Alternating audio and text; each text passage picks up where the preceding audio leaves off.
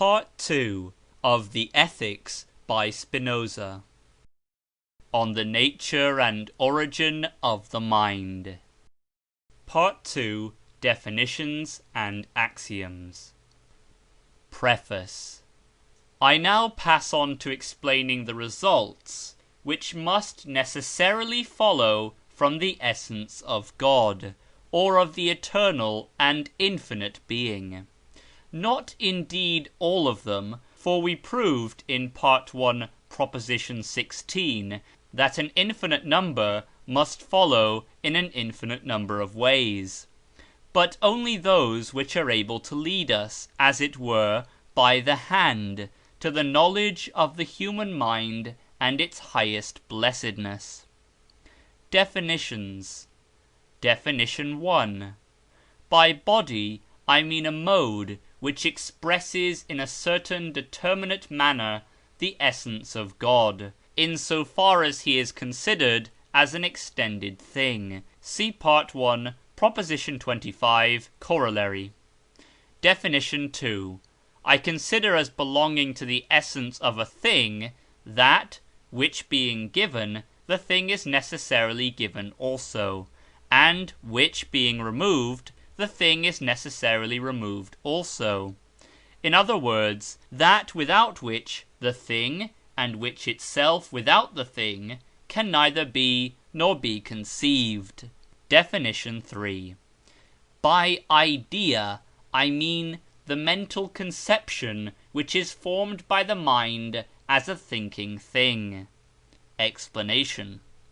I say conception rather than perception, because the word perception seems to imply that the mind is passive in respect to the object, whereas conception seems to express an activity of the mind. Definition 4. By an adequate idea, I mean an idea which, in so far as it is considered in itself, without relation to the object, has all the properties or intrinsic marks of a true idea. Explanation. I say intrinsic in order to exclude that mark which is extrinsic, namely, the agreement between the idea and its object, ideatum. Definition 5. Duration is the indefinite continuance of existing. Explanation. I say indefinite because it cannot be determined through the existence itself of the existing thing, or by its efficient cause, which necessarily gives the existence of the thing, but does not take it away. Definition 6. Reality and perfection I use as synonymous terms. Definition 7. By particular things, I mean things which are finite and have a conditioned existence. But if several individual things concur in one action, so as to be all simultaneously the effect of one cause, I consider them all, so far, as one particular thing. Axioms. 1. The essence of man does not involve necessary existence. That is, it may, in the order of nature, come to pass that this or that man does or does not exist. 2. Man thinks. 3. Modes of thinking, such as love, desire, or any other of the passions, do not take place unless there be in the same individual an idea of the thing loved, desired, etc. But the idea can exist without the presence of any other mode of thinking. 4. We perceive that a certain body is affected in many ways. 5. We feel and perceive no particular things, save bodies and modes of thought. Nota bene. The postulates are given after the conclusion of Proposition 13. End of Part 2, Definitions and Axioms. Part 2.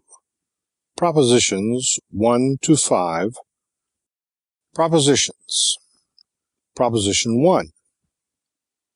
Thought is an attribute of God, or God is a thinking thing.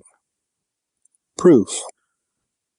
Particular thoughts, or this and that thought, are modes which, in a certain conditioned manner, express the nature of God. Part 1, Proposition 25, Corollary. God therefore possesses the attribute, Part 1, Definition 5, of which the concept is involved in all particular thoughts, which latter are conceived thereby.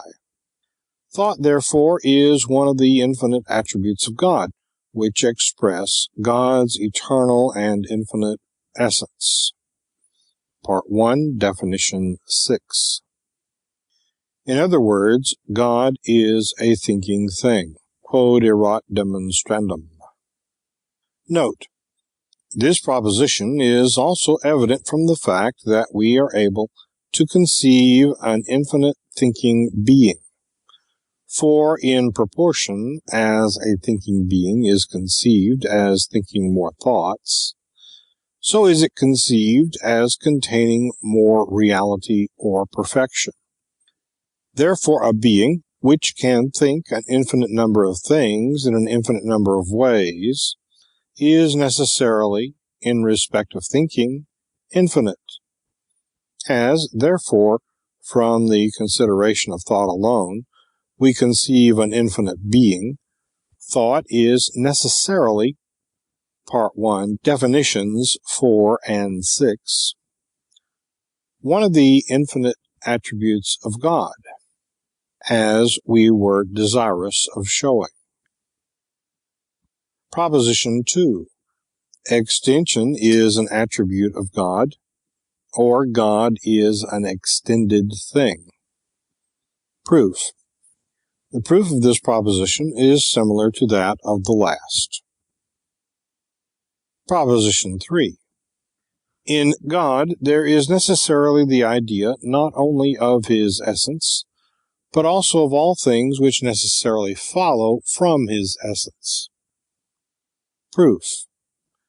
God, by the first proposition of this part, can think an infinite number of things in infinite ways, or, what is the same thing, by Proposition 16, Part 1, can form the idea of his essence, and of all things which necessarily follow therefrom. Now all that is in the power of God necessarily is. Part 1, Proposition 35.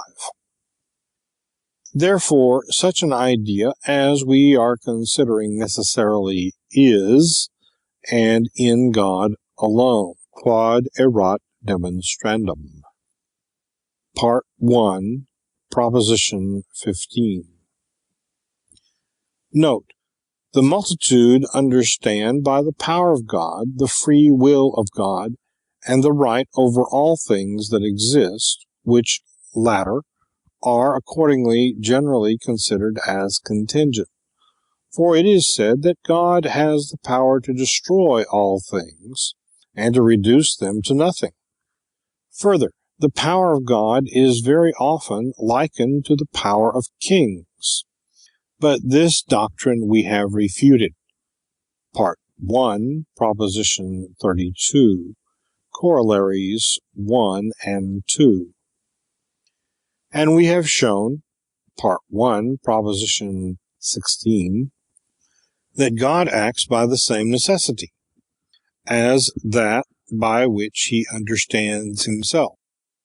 In other words, as it follows from the necessity of the divine nature, as all admit, that God understands himself, so also does it follow by the same necessity that God performs infinite acts in infinite ways.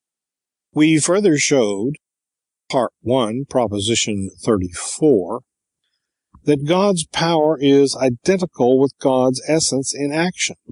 Therefore, it is as impossible for us to conceive God as not acting as to conceive him as non-existent.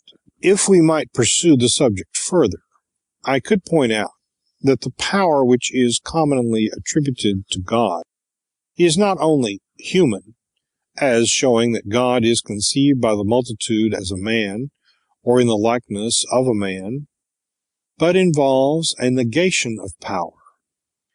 However, I am unwilling to go over the same ground so often. I would only beg the reader again and again to turn over frequently in his mind what I have said in Part 1 from Proposition 16 to the end. No one will be able to follow my meaning unless he is scrupulously careful not to confound the power of God with the human power and right of kings. Proposition 4. The idea of God, from which an infinite number of things follow in infinite ways, can only be one. Proof.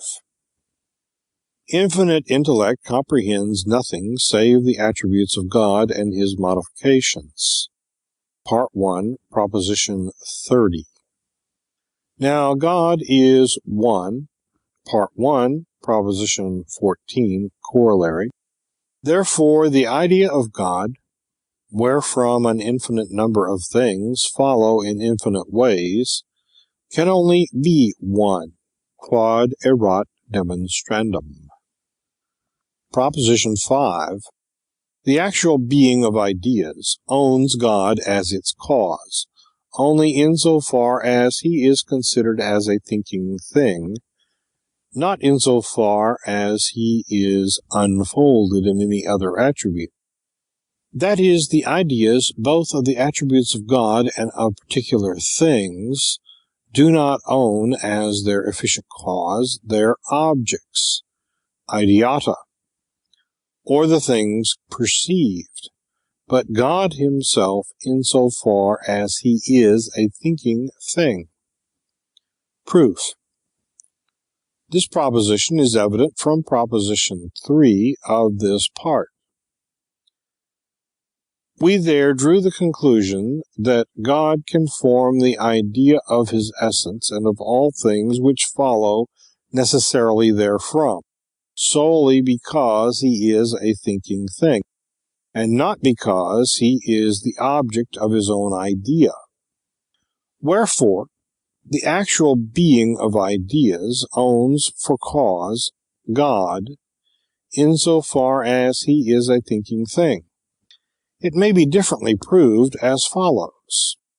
The actual being of ideas is obviously a mode of thought, that is, Part 1, Proposition 25, Corollary, a mode which express in a certain manner the nature of God, insofar as he is a thinking thing, and therefore, Part 1, Proposition 10, involves the conception of no other attribute of God, and consequently, by Part 1, Axiom 4, is not the effect of any attribute save thought.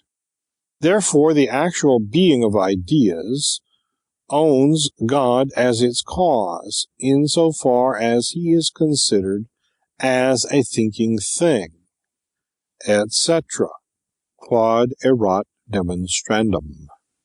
End of Part 2, Propositions 1 to 5. Part 2, Propositions 6 to 10. Proposition 6. The modes of any given attribute are caused by God, insofar as he is considered through the attribute of which they are modes, and not insofar as he is considered through any other attributes. Proof. Each attribute is conceived through itself, without any other. Part 1, Proposition 10. Wherefore, the modes of each attribute involve the conception of that attribute, but not of any other. Thus, Part 1, Axiom 4, they are caused by God, only insofar as he is considered through the attribute whose modes they are, and not insofar as he is considered through any other. Quaderat demonstrandum. Corollary. Hence, the actual being of things, which are not modes of thought, does not follow from the divine nature, because that nature has prior knowledge of the things. Things represented in ideas follow, and are derived from their particular attribute in the same manner, and with the same necessity as ideas follow, according to what we have shown, from the attribute of thought. Proposition 7. The order and connection of ideas is the same as the order and connection of things. Proof. This proposition is evident from Part 1, Axiom 4. For the idea of everything that is caused depends on a knowledge of the cause whereof it is an effect. Corollary. Hence, God's power of thinking is equal to his realized power of action. That is, whatsoever follows from the infinite nature of God in the world of extension, formaliter, follows without exception in the same order and connection from the idea of God in the world of thought, objective. Note: before going any further, I wish to recall to mind what has been pointed out above, namely that whatsoever can be perceived by the infinite intellect as constituting the essence of substance belongs altogether only to one substance. Consequently, substance, thinking, and substance extended are one and the same substance, comprehended now through one attribute, now through the other. So also a mode of extension and the idea of that mode are one and the same thing, though expressed in two ways. This truth seems to have been dimly recognized by those Jews who maintain that God, God's intellect, and the things understood by God are identical. For instance, a circle existing in nature, and the idea of a circle existing, which is also in God, are one and the same thing displayed through different attributes. Thus, whether we conceive nature under the attribute of extension, or under the attribute of thought, or under any other attribute, we shall find the same order, or one and the same chain of causes, that is, the same things following in either case. I said that God is the cause of an idea, for instance, of the idea of a circle, insofar as he is a thinking thing, and of a circle, insofar as he is an extended thing, simply because the actual being of the idea of a circle can only be perceived as a proximate cause through another mode of thinking, and that again through another, and so on to infinity, so that, so long as we consider things as modes of thinking, we must explain the order of the whole of nature, or the whole chain of causes, through the attribute of thought only. And insofar as we consider things as modes of extension, we must explain the order of the whole of nature through the attributes of extension only, and so on in the case of the other attributes. Wherefore, of things as they are in themselves, God is really the cause, inasmuch as he consists of infinite attributes. I cannot, for the present, explain my meaning more clearly. Proposition 8. The ideas of particular things, or of modes that do not exist, must be comprehended in the infinite idea of God, in the same way as the formal essences of particular things or modes are contained in the attributes of God. Proof. This proposition is evident from the last, it is understood more clearly from the preceding note. Corollary. Hence, so long as particular things do not exist, except insofar as they are comprehended in the attributes of God, their representations in thought or ideas do not exist, except insofar as the infinite idea of God exists. And when particular things are said to exist, not only insofar as they are involved in the attributes of God, but also insofar as they are said to continue, their ideas will also involve existence, through which they are said to continue. Note: if anyone desires an example to throw more light on this question, I shall, I fear, not be able to give him any, which adequately explains the thing of which I here speak, inasmuch as it is unique.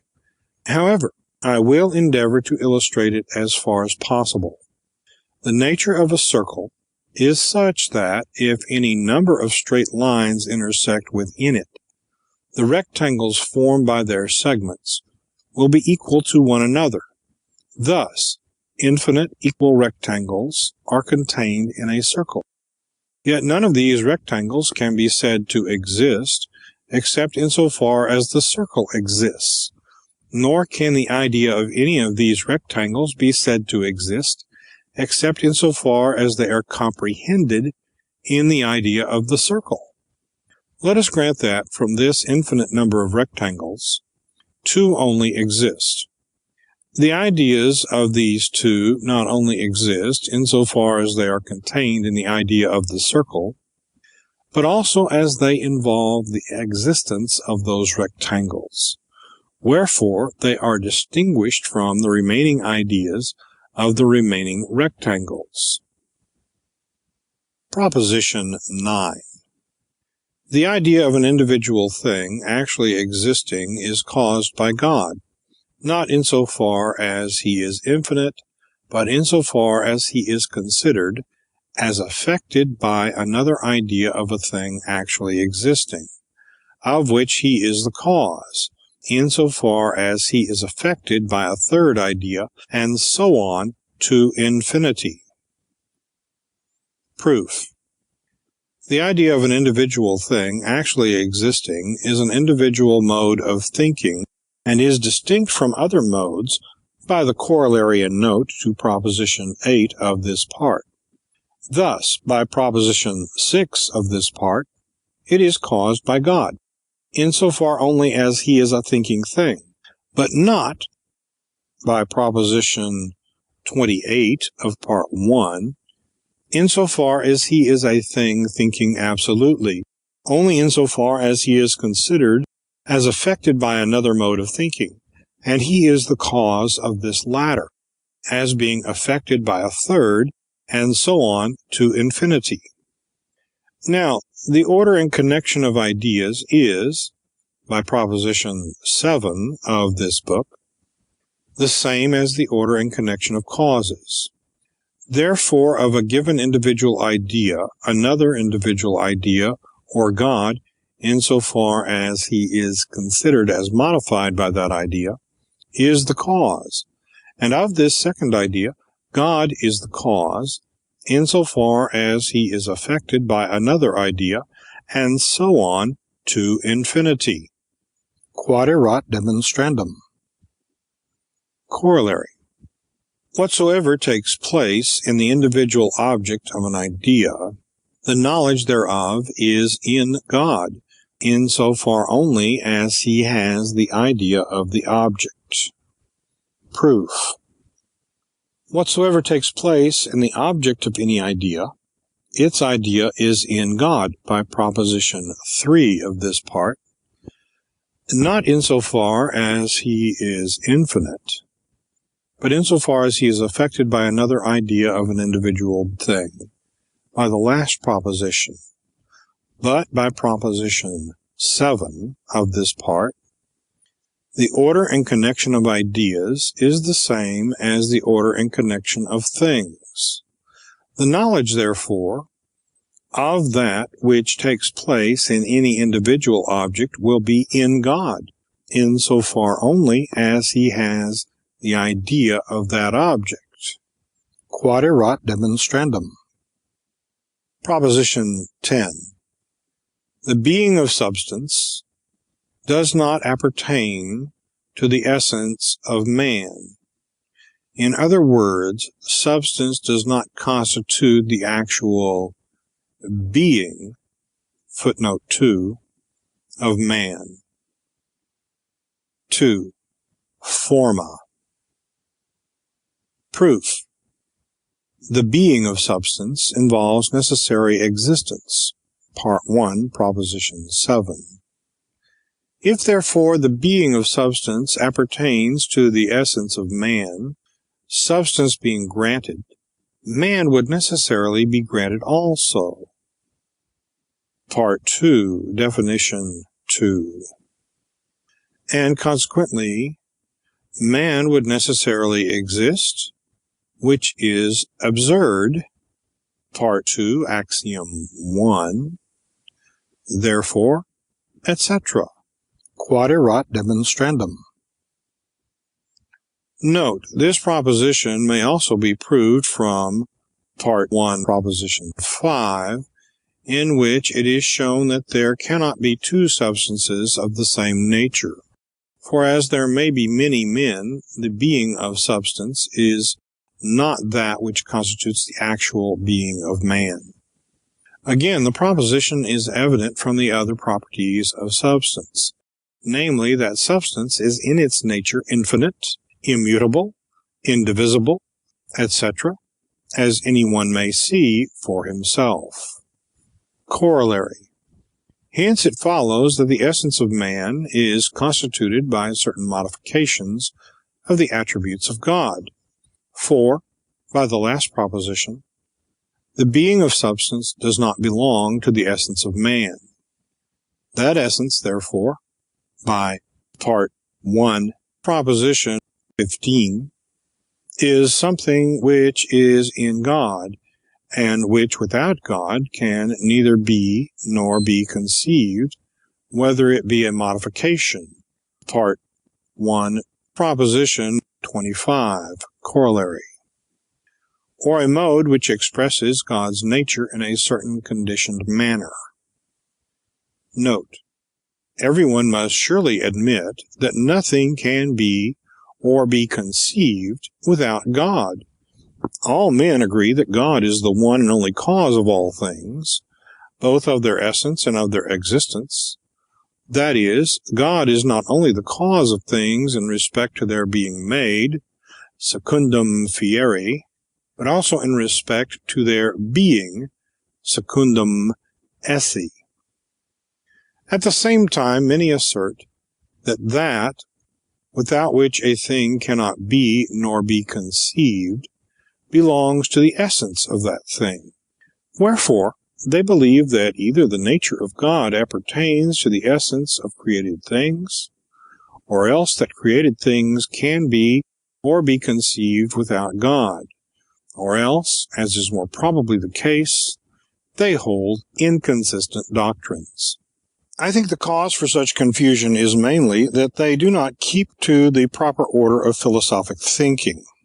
The nature of God, which should be reflected on first, inasmuch as it is prior both in the order of knowledge and the order of nature, they have taken to be last in the order of knowledge, and have put into the first place what they call the objects of sensation. Hence, while they are considering natural phenomena, they give no attention at all to the divine nature. And when afterwards they apply their mind to the study of the divine nature, they are quite unable to bear in mind the first hypotheses with which they have overlaid the knowledge of natural phenomena, inasmuch as such hypotheses are no help towards understanding the divine nature. So that it is hardly to be wondered at that these persons contradict themselves freely. However, I pass over this point. My intention here was only to give a reason for not saying that without which a thing cannot be or be conceived belongs to the essence of that thing. Individual things cannot be or be conceived without God, yet God does not appertain to their essence. I said that I considered as belonging to the essence of a thing that which being given, the thing is necessarily given also, and which being removed, the thing is necessarily removed also, or that without which the thing, and which itself without the thing can neither be nor be conceived. Part 2, Definition 2. End of Part 2, Propositions 6 to 10. Part 2, Propositions 11 to 15. Proposition 11. The first element which constitutes the actual being of the human mind is the idea of some particular thing actually existing. Proof. The essence of man, by the corollary of the last proposition, is constituted by certain modes of the attributes of God, namely by Part 2, Axiom 2, by the modes of thinking, of all which, by Part 2, Axiom 3, the idea is prior in nature, and when the idea is given, the other modes, namely those of which the idea is prior in nature, must be in the same individual, by the same axiom.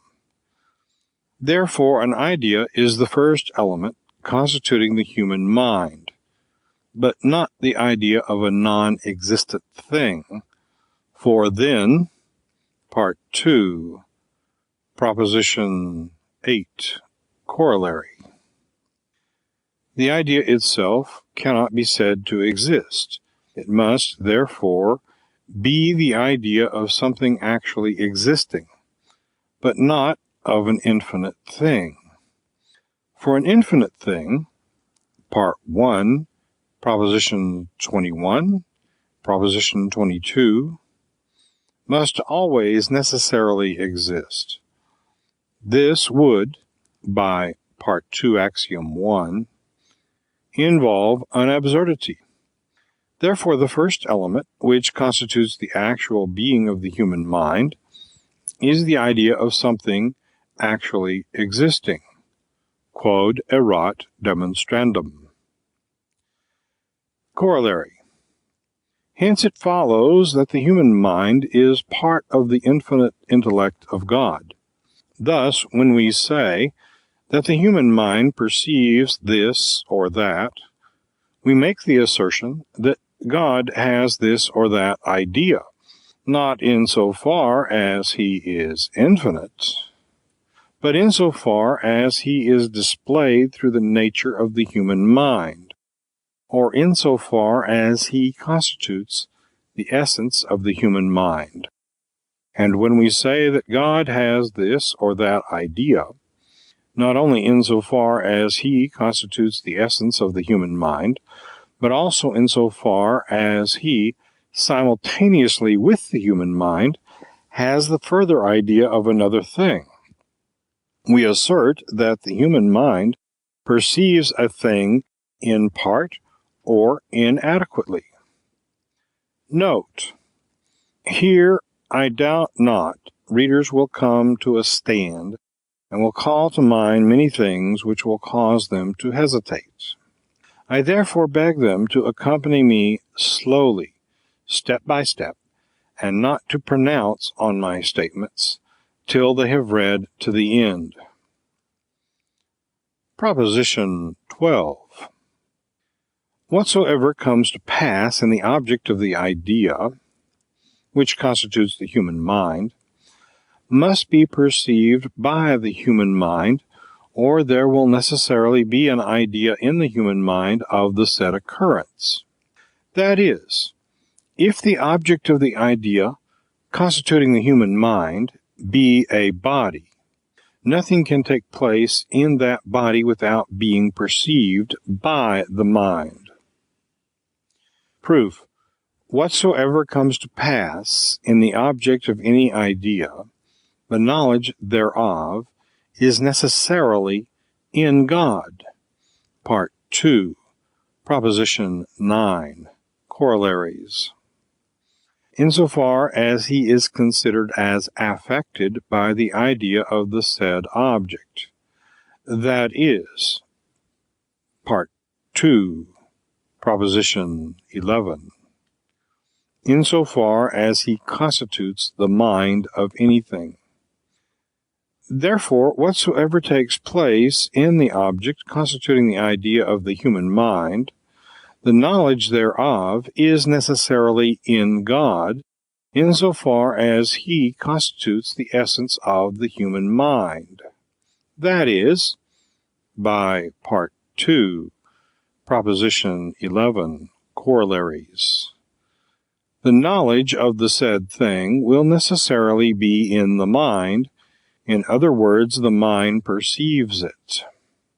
Note, this proposition is also evident and is more clearly to be understood from Part 2, Proposition 7, which see. Proposition 13.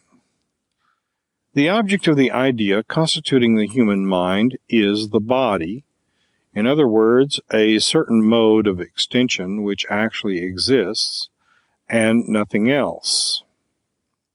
Proof. If indeed the body were not the object of the human mind, the ideas of the modifications of the body would not be in God. Part 2, Proposition 9, Corollaries. In virtue of his constituting our mind, but in virtue of his constituting the mind of something else. That is, Part 2, Proposition 11, Corollaries.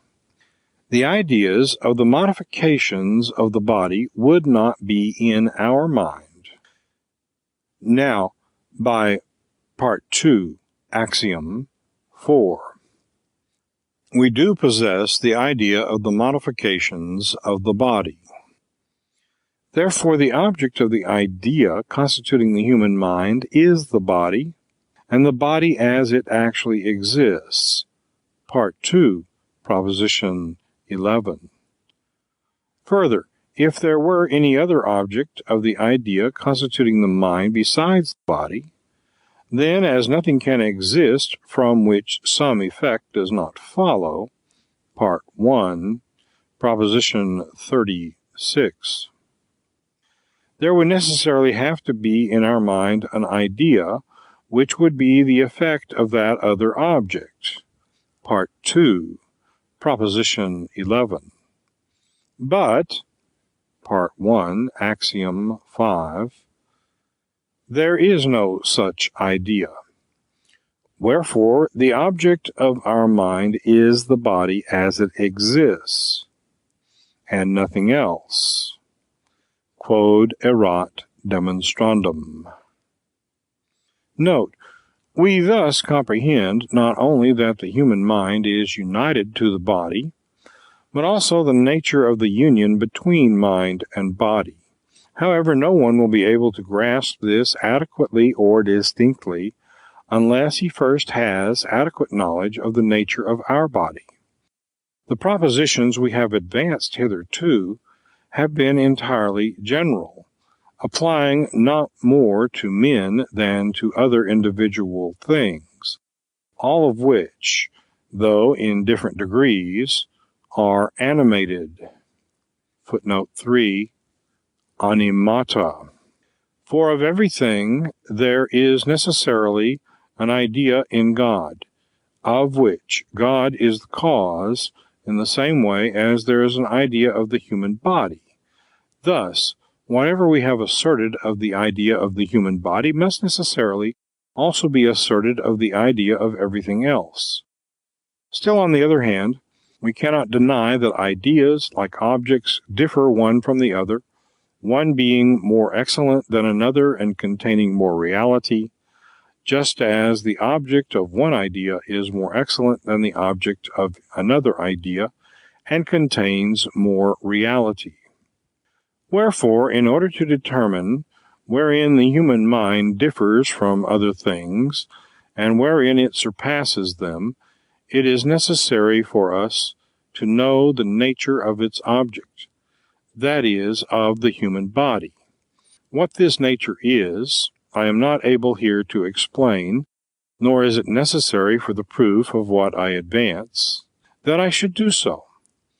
I will only say generally, that in proportion as any given body is more fitted than others for doing many actions, or receiving many impressions at once, so also is the mind, of which it is the object, more fitted than others for forming many simultaneous perceptions. And the more the actions of the body depend on itself alone, and the fewer other bodies concur with it in action, the more fitted is the mind of which it is the object for distinct comprehension. We may thus recognize the superiority of one mind over others, and may further see the cause why we have only a very confused knowledge of our body, and also many kindred questions, which I will, in the following propositions, deduce from what has been advanced. Wherefore I have thought it worth while to explain and prove more strictly my present statements. In order to do so, I must premise a few propositions concerning the nature of bodies. Axiom 1. All bodies are either in motion or at rest. Axiom 2. Every body is moved sometimes more slowly, sometimes more quickly. Lemma 1. Bodies are distinguished from one another in respect of motion and rest, quickness and slowness, and not in respect of substance. Proof. The first part of this proposition is, I take it, self-evident. That bodies are not distinguished in respect of substance is plain both from Part 1, Proposition 5, and Part 1, Proposition 8. It is brought out still more clearly from Part 1, Proposition 15, note. Lemma 2. All bodies agree in certain respects. Proof. All bodies agree in the fact that they involve the conception of one and the same attribute. Part 2, Definition 1. Further, in the fact that they may be moved less or more quickly, and may be absolutely in motion or at rest. Lemma 3. A body in motion or at rest must be determined to motion or rest by another body, which other body has been determined to motion or rest by a third body, and that third again by a fourth, and so on to infinity. Proof. Bodies are individual things. Part 2, Definition 1, which, Lemma 1, are distinguished one from the other in respect to motion and rest. Thus, Part 1, Proposition 28, each must necessarily be determined to motion or rest by another individual thing, namely, Part 2, Proposition 6, by another body, which other body is also, Axiom 1, in motion or at rest. And this body again can only have been set in motion or caused to rest by being determined by a third body to motion or rest. This third body again by a fourth, and so on to infinity. Quod erat demonstrandum. Corollary.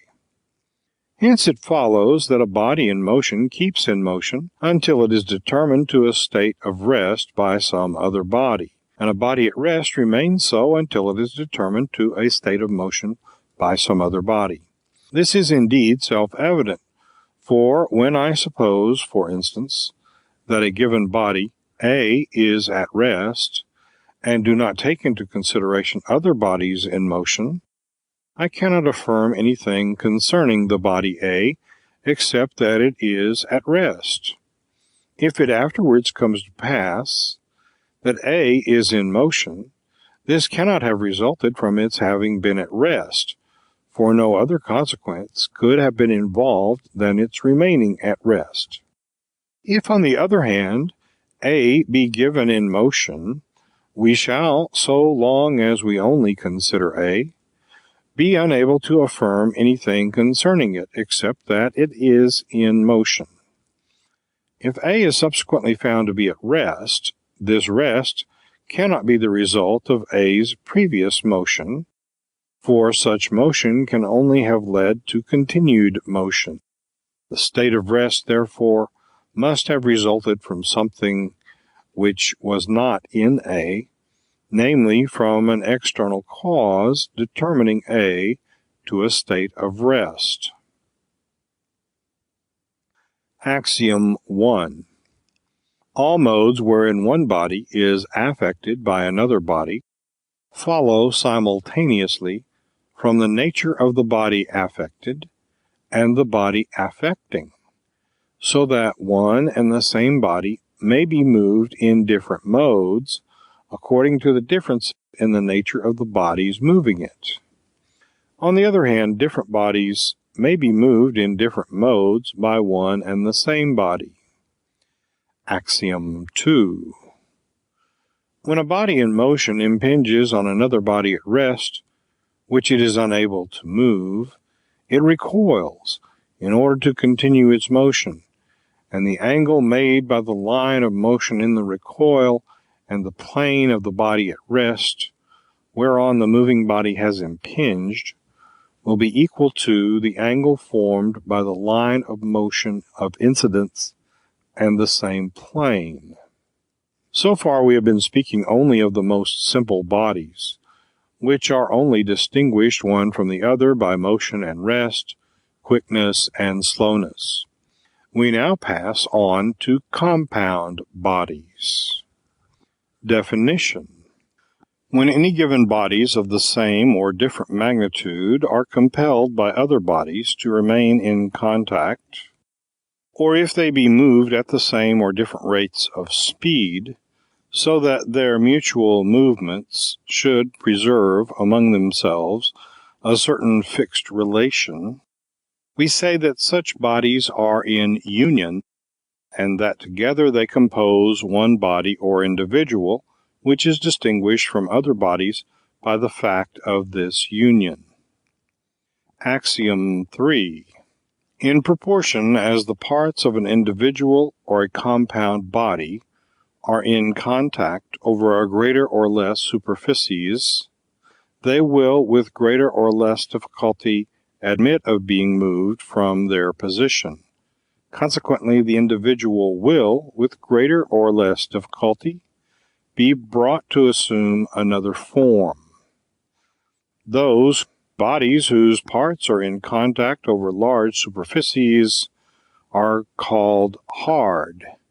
Those whose parts are in contact over small superficies are called soft. Those whose parts are in motion among one another are called fluid. Lemma 4. If from a body or individual compounded of several bodies, certain bodies be separated, and if at the same time an equal number of other bodies of the same nature take their place, the individual will preserve its nature as before, without any change in its actuality. Forma. Proof. Bodies, Lemma 1, are not distinguished in respect of substance. That which constitutes the actuality, formam, of an individual consists, by the last definition, in a union of bodies, but this union, although there is a continual change of bodies, will, by our hypothesis, be maintained. The individual, therefore, will retain its nature as before, both in respect of substance and in respect of mode. Quod erat demonstrandum. Lemma 5. If the parts composing an individual become greater or less, but in such proportion that they all preserve the same mutual relations of motion and rest, the individual will still preserve its original nature, and its actuality will not be changed. Proof. The same as for the last lemma. Lemma 6. If certain bodies composing an individual be compelled to change the motion which they have in one direction for motion in another direction, but in such a manner that they be able to continue their motions and their mutual communication in the same relations as before, the individual will retain its own nature without any change of its actuality. Proof. This proposition is self-evident, for the individual is supposed to retain all that which in its definition we spoke of as its actual being. Lemma 7. Furthermore, the individual thus composed preserves its nature, whether it be as a whole, in motion or at rest, whether it be moved in this or that direction, so long as each part retains its motion and preserves its communication with other parts as before. Proof. This proposition is evident from the definition of an individual prefixed to Lemma 4. Note, we thus see how a composite individual may be affected in many different ways, and preserve its nature notwithstanding. Thus far we have conceived an individual as composed of bodies only distinguished one from the other in respect of motion and rest, speed and slowness, that is, of bodies of the most simple character. If, however, we now conceive another individual composed of several individuals of diverse natures, we shall find that the number of ways in which it can be affected without losing its nature will be greatly multiplied.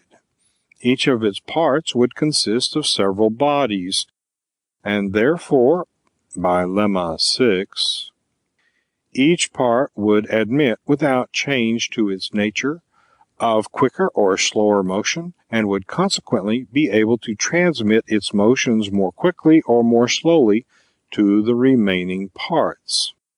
If we further conceive a third kind of individuals, composed of individuals of this second kind, we shall find that they may be affected in a still greater number of ways without changing their actuality. We may easily proceed thus to infinity, and conceive the whole of nature as one individual, whose parts, that is, all bodies, vary in infinite ways without any change in the individual as a whole. I should feel bound to explain and demonstrate this point at more length if I were writing a special treatise on body, but I have already said that such is not my object. I have only touched on the question because it enables me to prove easily that which I have in view. Postulates. 1. The human body is composed of a number of individual parts of diverse nature, each one of which is in itself extremely complex. 2. Of the individual parts composing the human body, some are fluid, some soft, some hard. 3. The individual parts composing the human body, and consequently the human body itself, are affected in a variety of ways by external bodies. 4. The human body stands in need, for its preservation, of a number of other bodies, by which it is continually, so to speak, regenerated. 5. When the fluid part of the human body is determined by an external body to impinge often on another soft part, it changes the surface of the latter, and as it were leaves the impression thereupon of the external body which impels it. 6. The human body can move external bodies and arrange them in a variety of ways. Proposition 14. The human mind is capable of perceiving a great number of things, and is so in proportion as its body is capable of receiving a great number of impressions. Proof. The human body, by postulates 3 and 6, is affected in very many ways by external bodies, and is capable in very many ways of affecting external bodies. But Part 2, Proposition 12, the human mind must perceive all that takes place in the human body. The human mind is therefore capable of perceiving a great number of things, and is so in proportion, etc., quod erat demonstrandum. Proposition 15. The idea which constitutes the actual being of the human mind is not simple, but compounded of a great number of ideas. Proof. The idea constituting the actual being of the human mind is the idea of the body. Part 2, Proposition 13, which, postulate 1, is composed of a great number of complex individual parts, but there is necessarily in God the idea of each individual part, whereof the body is composed. Part 2, Proposition 8, Corollaries. Therefore, Part 2, Proposition 7, the idea of the human body is composed of these numerous ideas of its component parts, quod erat demonstrandum. End of Part 2, Propositions 11 to 15. Part 2, Propositions 16 to 20 of the Ethics by Spinoza. Proposition 16. The idea of every mode in which the human body is affected by external bodies must involve the nature of the human body and also the nature of the external body. Proof. All the modes in which any given body is affected follow from the nature of the body affected and also from the nature of the affecting body, by Axiom 1 after the corollary of Lemma 3. Wherefore, their idea also necessarily, by Part 1, Axiom 4, involves the nature of both bodies. Therefore, the idea of every mode in which the human body is affected by external bodies involves the nature of the human body and of the external body. Quod erat demonstrandum. Corollary 1. Hence it follows, first, that the human mind perceives the nature of a variety of bodies together with the nature of its own. Corollary 2. It follows, secondly, that the ideas which we have of external bodies indicate rather the constitution of our own body than the nature of external bodies. I have amply illustrated this in the appendix to Part 1. Proposition 17. If the human body is affected in a manner which involves the nature of any external body, the human mind will regard the said external body as actually existing, or as present to itself, until the human body be affected in such a way as to exclude the existence or the presence of the said external body. This proposition is self-evident, for so long as the human body continues to be thus affected, so long will the human mind, by Part 2, Proposition 12, regard this modification of the body, that is, by the last proposition. It will have the idea of the mode as actually existing, and this idea involves the nature of the external body. In other words, it will have the idea which does not exclude, but postulates the existence or presence of the nature of the external body. Therefore, the mind, by Part 2, Proposition 16, Corollary 1, will regard the external body as actually existing until it is affected, etc. Quod erat demonstrandum. Corollary. The mind is able to regard as present external bodies by which the human body has once been affected, even though they be no longer in existence or present. Proof. When external bodies determine the fluid parts of the human body, so that they often impinge on the softer parts, they change the surface of the last named. Postulate 5. Hence, by Axiom 2 after the corollary of Lemma 3, they are refracted therefrom in a different manner from that which they follow before such change, and further, when afterwards they impinge on the new surfaces by their own spontaneous movement, they will be refracted in the same manner as though they had been impelled towards those surfaces by external bodies. Consequently, they will, while they continue to be thus refracted, affect the human body in the same manner, whereof the mind, by Part 2, Proposition 12, will again take cognizance. That is, by Part 2, Proposition 17, the mind will again regard the external body as present, and will do so as often as the fluid parts of the human body impinge on the aforesaid surfaces by their own spontaneous motion. Wherefore, although the external bodies, by which the human body has once been affected, be no longer in existence, the mind will nevertheless regard them as present as often as this action of the body is repeated. Quod erat demonstrandum. Note. We thus see how it comes about, as is often the case, that we regard as present many things which are not. It is possible that the same result may be brought about by other causes, but I think it suffices for me here to have indicated one possible explanation, just as well as if I had pointed out the true causes.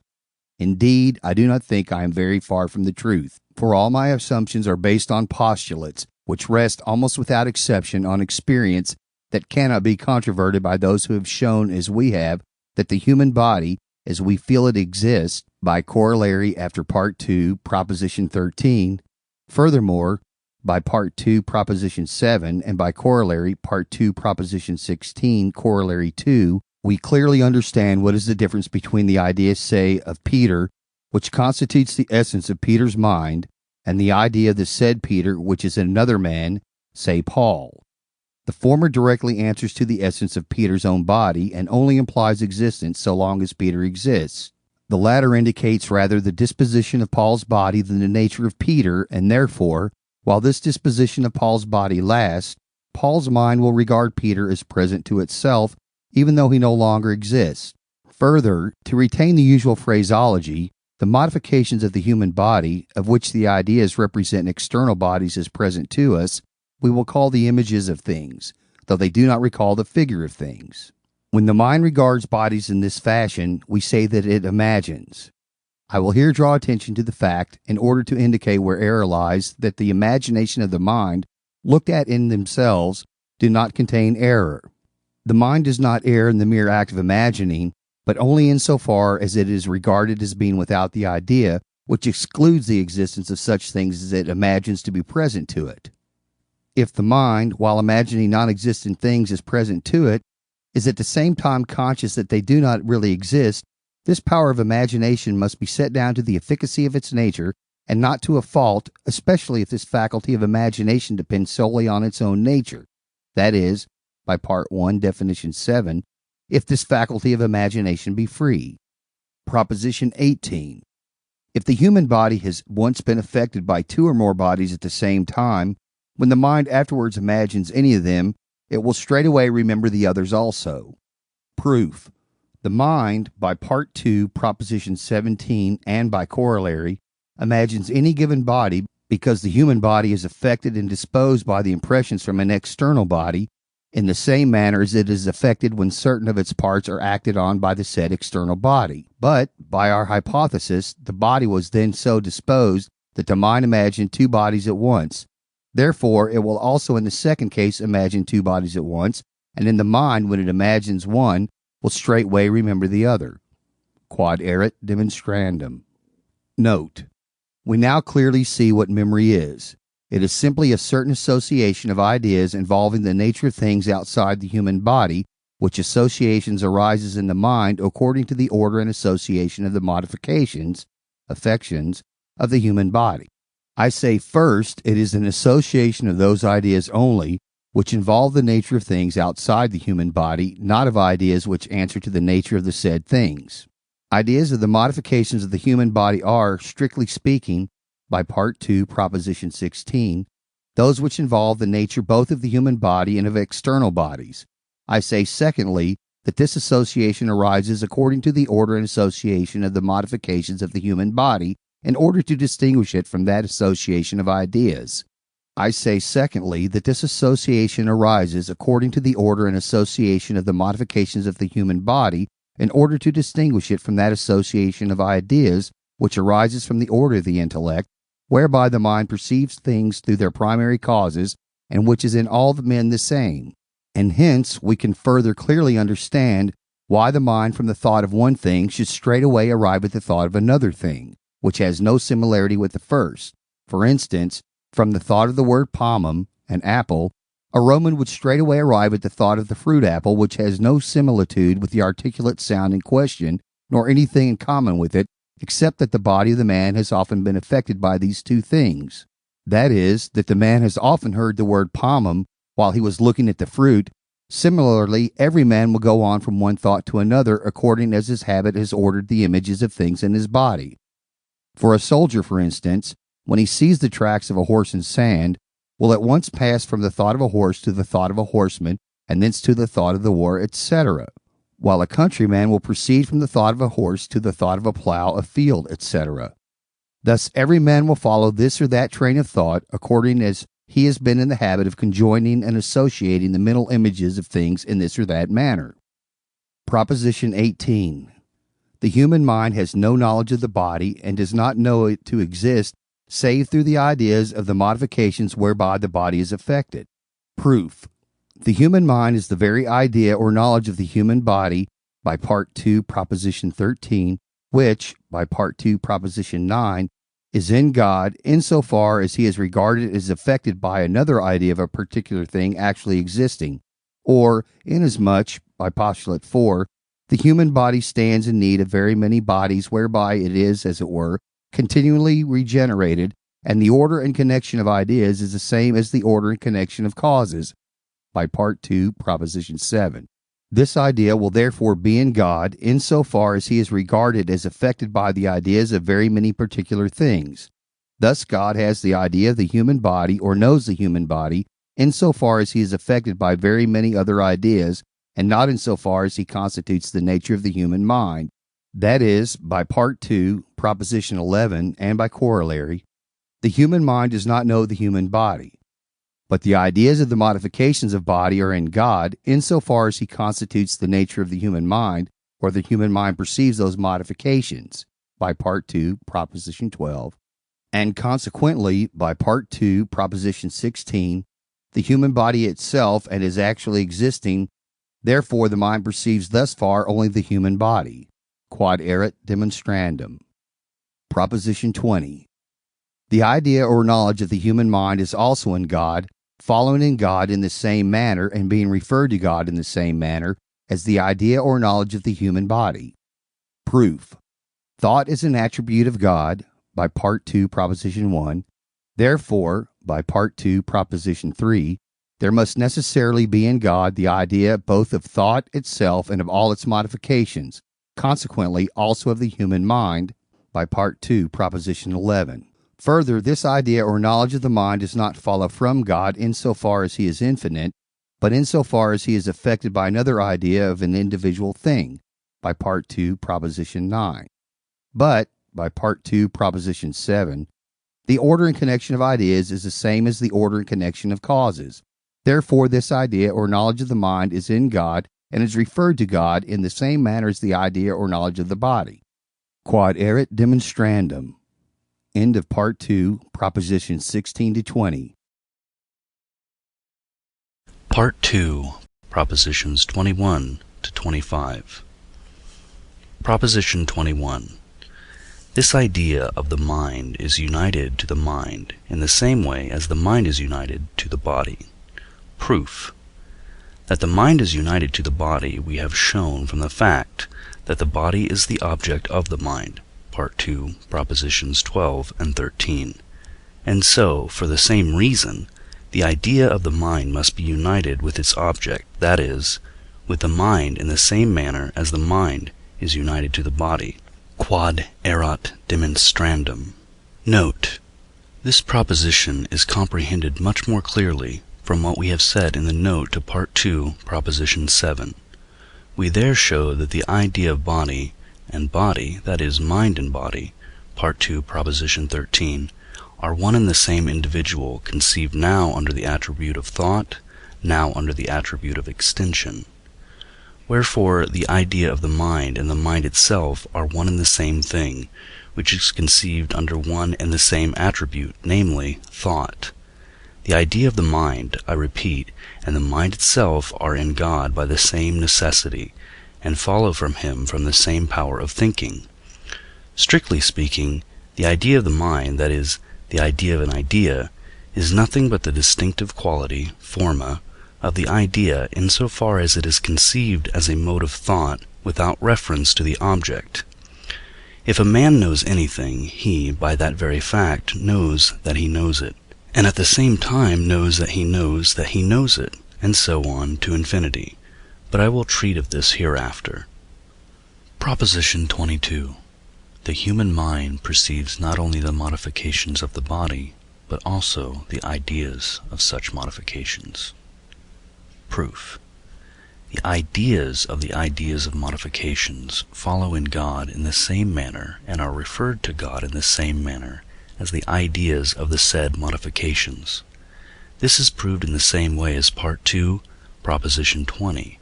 But the ideas of the modifications of the body are in the human mind, Part 2, Proposition 12, that is, in God, insofar as he constitutes the essence of the human mind. Therefore the ideas of these ideas will be in God, insofar as he has the knowledge or idea of the human mind, that is, Part 2, Proposition 21, they will be in the human mind itself, which therefore perceives not only the modifications of the body, but also the ideas of such modifications. Quod erat demonstrandum. Proposition 23. The mind does not know itself except insofar as it perceives the ideas of the modifications of the body. Proof.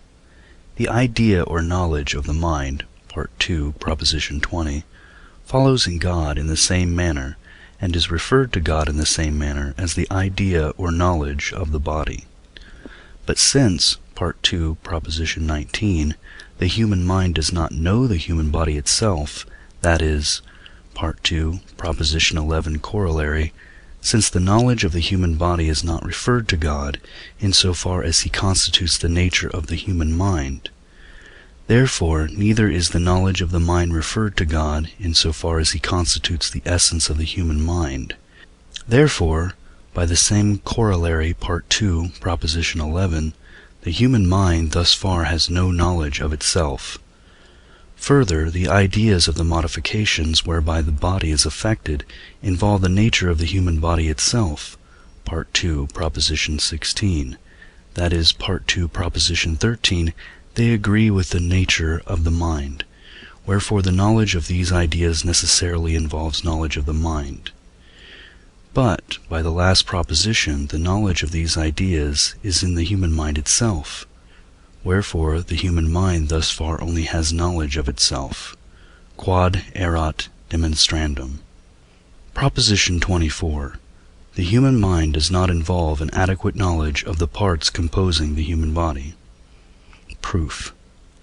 The parts composing the human body do not belong to the essence of that body, except in so far as they communicate their motions to one another in a certain fixed relation, definition after lemma 3, not in so far as they can be regarded as individuals without relation to the human body. The parts of the human body are highly complex individuals, postulate 1, whose parts, lemma 4, can be separated from the human body without in any way destroying the nature and distinctive quality of the latter, and they can communicate their motions, axiom 1, after lemma 3, to other bodies in another relation. Therefore, part 2, proposition 3, the idea or knowledge of each part will be in God, inasmuch, part 2, proposition 9, as he is regarded as affected by another idea of a particular thing, which particular thing is prior in the order of nature to the aforesaid part, part 2, proposition 7. We may affirm the same thing of each part of each individual composing the human body. Therefore, the knowledge of each part composing the human body is in God, insofar as he is affected by very many ideas of things, and not insofar as he has the idea of the human body only, in other words, the idea which constitutes the nature of the human mind, part 2, proposition 13.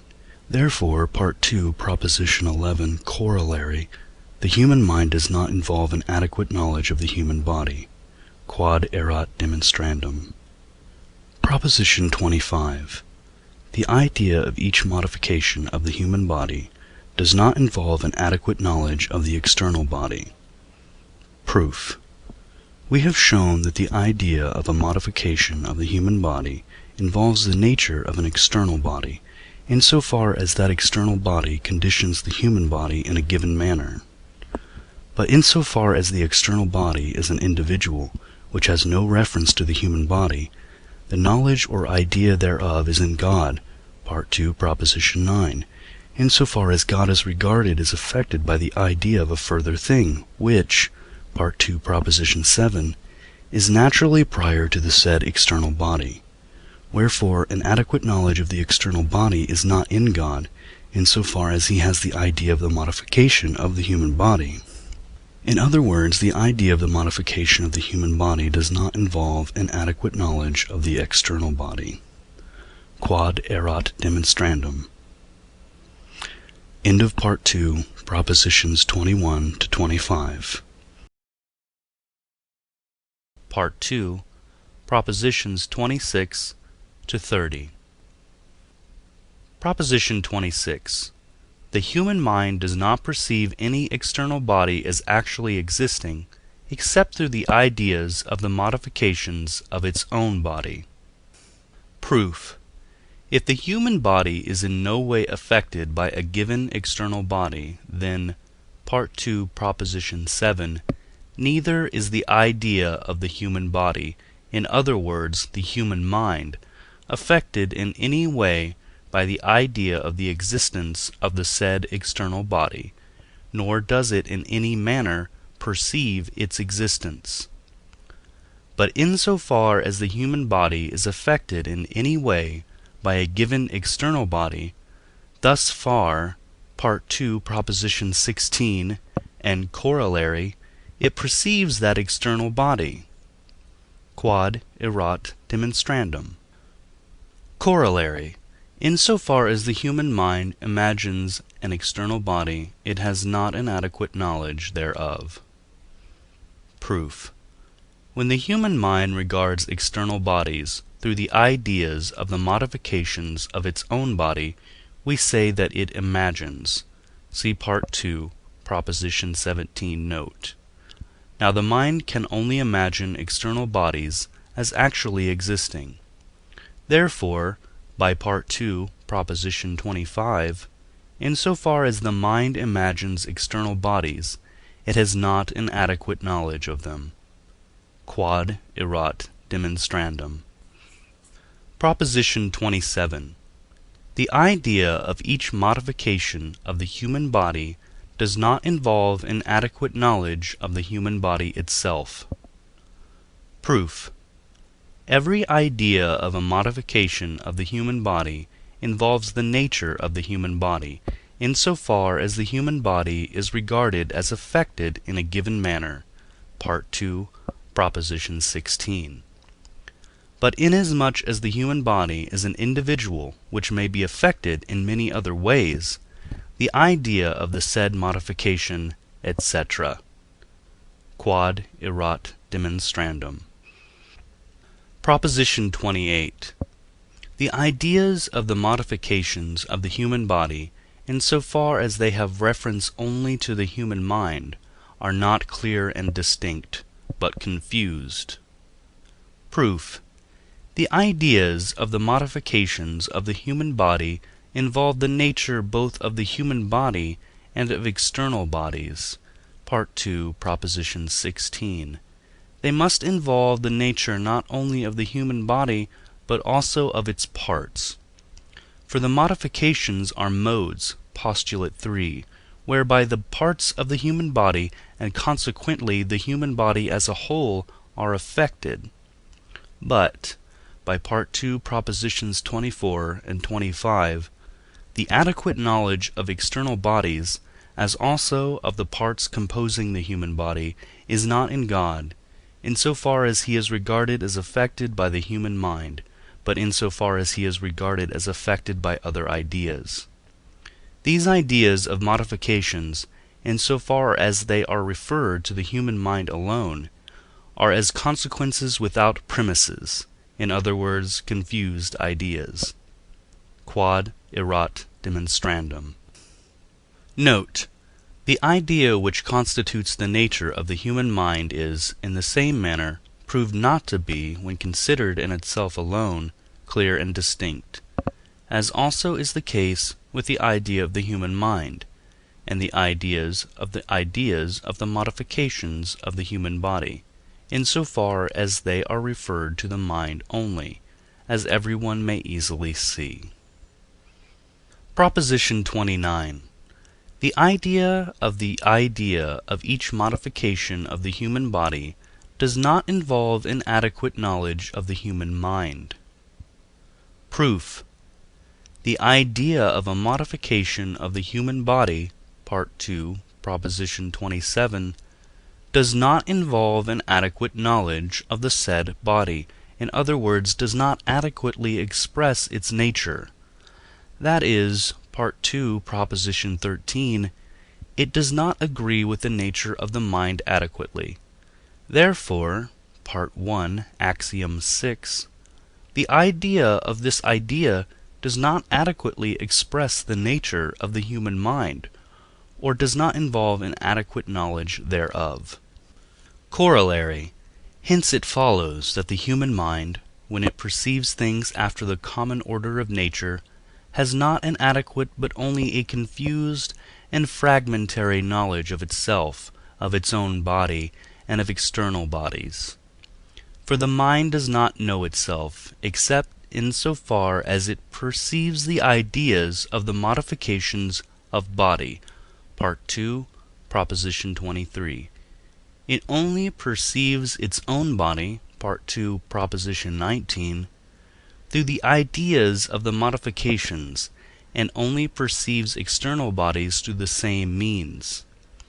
Thus, insofar as it has such ideas of modification, it has not an adequate knowledge of itself, Part 2, Proposition 29, nor of its own body, Part 2, Proposition 27, nor of external bodies, Part 2, Proposition 25, but only a fragmentary and confused knowledge thereof. Part 2, Proposition 28, and note. Quod erat demonstrandum. Note: I say expressly that the mind has not an adequate but only a confused knowledge of itself, its own body, and of external bodies, whenever it perceives things after the common order of nature. That is, whenever it is determined from without, namely by the fortuitous play of circumstance, to regard this or that, not at such times as it is determined from within, that is, by the fact of regarding several things at once, to understand their points of agreement, difference, and contrast, Whenever it is determined in any wise from within, it regards things clearly and distinctly, as I will show below. Proposition 30. We can only have a very inadequate knowledge of the duration of our body. Proof. The duration of our body does not depend on its essence, Part 2, Axiom 1, nor on the absolute nature of God, Part 1, Proposition 21. But, Part 1, Proposition 28, it is conditioned to exist and operate by causes, which in their turn are conditioned to exist and operate in a fixed and definite relation by other causes, these last again being conditioned by others, and so on to infinity. The duration of our body therefore depends on the common order of nature, or the constitution of things.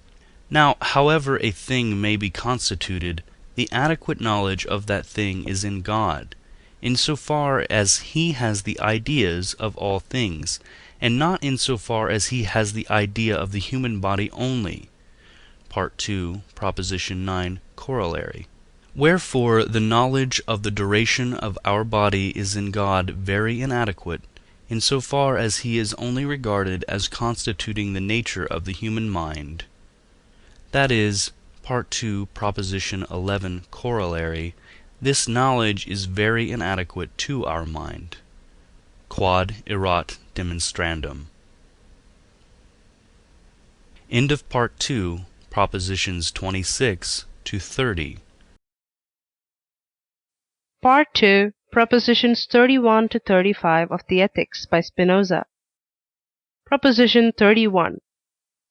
We can only have a very inadequate knowledge of the duration of particular things external to ourselves. Proof.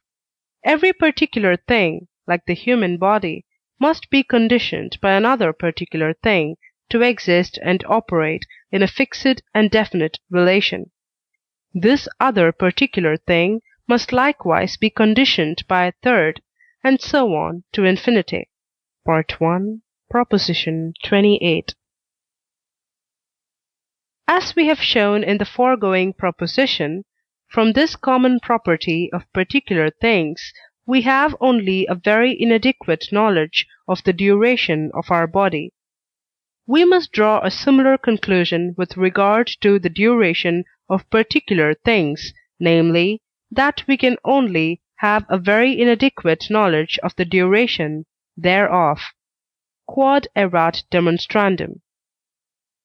Corollary. Hence it follows that all particular things are contingent and perishable, for we can have no adequate idea of their duration by the last proposition, and this is what we must understand by the contingency and perishableness of things. Part 1, Proposition 33, Note 1. For, Part 1, Proposition 29, except in this sense, nothing is contingent. Proposition 32. All ideas, in so far as they are referred to God, are true.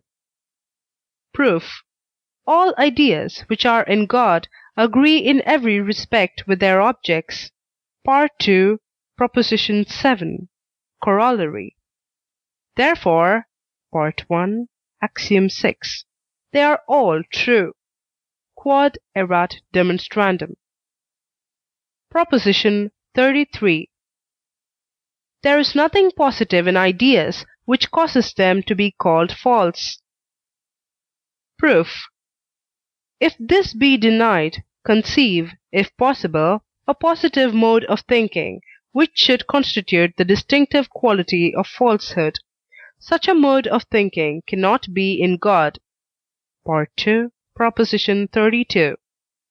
External to God it cannot be or be conceived.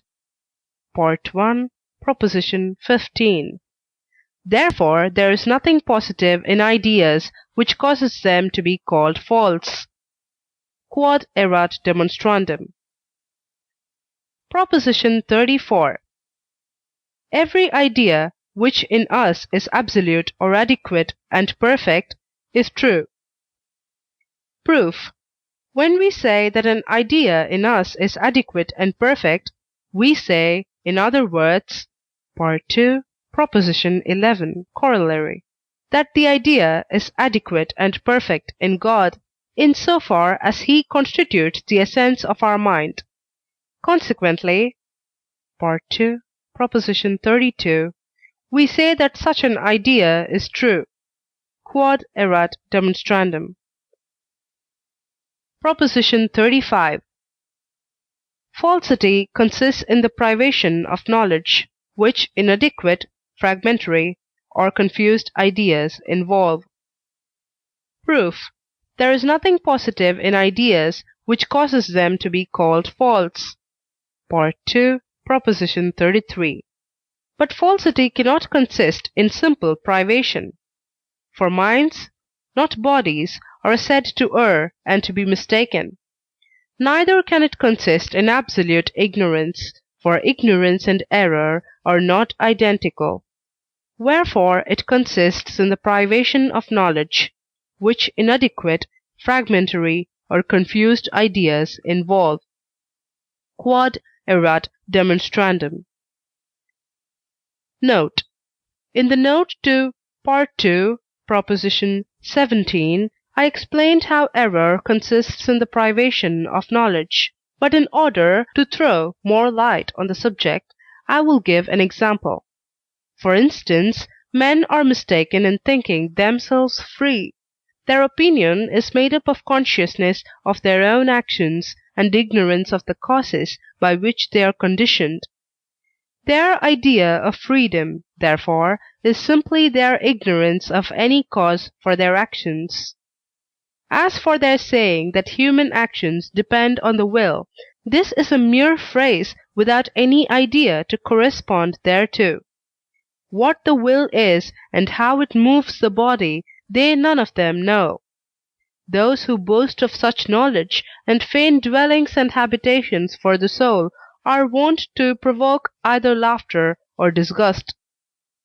So, again, when we look at the sun, we imagine that it is distant from us about 200 feet. This error does not lie solely in this fancy, but in the fact that, while we thus imagine, we do not know the sun's true distance or the cause of the fancy.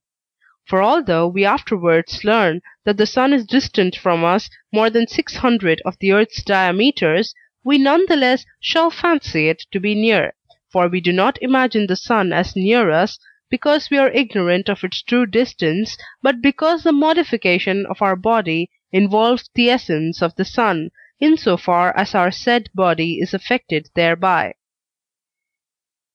End of Part 2, Propositions 31 to 35. Part 2, Propositions 36 to 40. Proposition 36. Inadequate and confused ideas follow by the same necessity as adequate or clear and distinct ideas. Proof. All ideas are in God. Part 1, Proposition 15. And in so far as they are referred to God are true. Part 2, Proposition 32, and Part 2, Proposition 7, Corollary, adequate. Therefore, there are no ideas confused or inadequate, except in respect to a particular mind. Compare Part 2, Proposition 24 and Proposition 28. Therefore, all ideas, whether adequate or inadequate, follow by the same necessity. Part 2, Proposition 6. Quod erat demonstrandum. Proposition 37. That which is common to all, compare lemma Part 2 above, and which is equally in a part and in the whole, does not constitute the essence of any particular thing. Proof.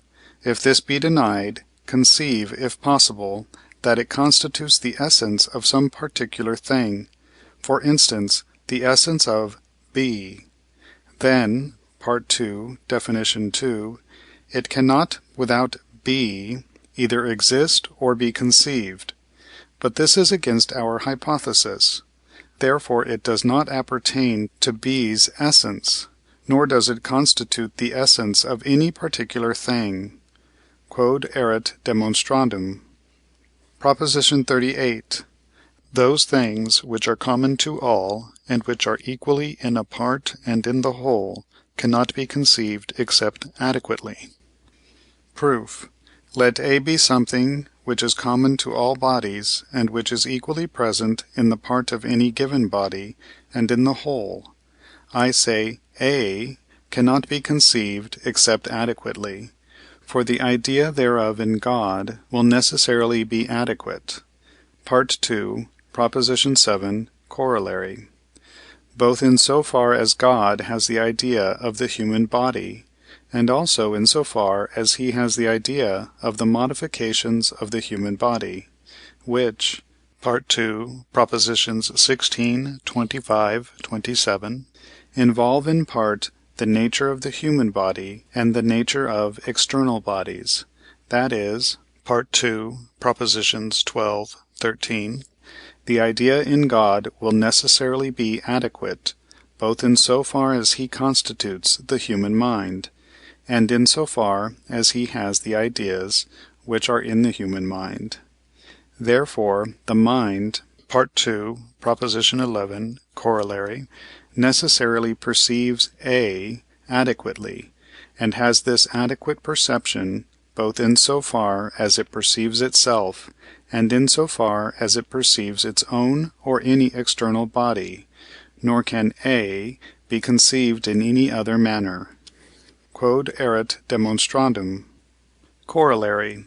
Hence it follows that there are certain ideas or notions common to all men, for, by Lemma 2, all bodies agree in certain respects, which, by the foregoing proposition, must be adequately or clearly and distinctly perceived by all. Proposition 39. That which is common to and a property of the human body and such other bodies as are wont to affect the human body, and which is present equally in each part of either or in the whole, will be represented by an adequate idea in the mind. Proof. If A be that which is common to and a property of the human body and external bodies, and equally present in the human body and in the said external bodies, in each part of each external body and in the whole, there will be an adequate idea of A in God. Part 2, Proposition 7, Corollary, both in so far as he has the idea of the human body, and in so far as he has the ideas of the given external bodies. Let it now be granted that the human body is affected by an external body through that which it has in common therewith, namely, A. The idea of this modification will involve the property A, Part 2, Proposition 16, and therefore, Part 2, Proposition 7, Corollary, the idea of this modification, in so far as it involves the property A, will be adequate in God, in so far as God is affected by the idea of the human body, that is, Part 2, Proposition 13, in so far as he constitutes the nature of the human mind. Therefore, Part 2, Proposition 11, Corollary, this idea is also adequate in the human mind. Quod erat demonstrandum. Corollary. Hence it follows that the mind is fitted to perceive adequately more things in proportion as its body has more in common with other bodies. Proposition 40. Whatsoever ideas in the mind follow from ideas which are therein adequate, are also themselves adequate. Proof. This proposition is self-evident, for when we say that an idea in the human mind follows from ideas which are therein adequate, we say in other words, Part 2, Proposition 11, Corollary, that an idea is in the divine intellect, whereof God is the cause, not in so far as he is infinite, nor in so far as he is affected by the ideas of very many particular things, but only in so far as he constitutes the essence of the human mind. Note 1.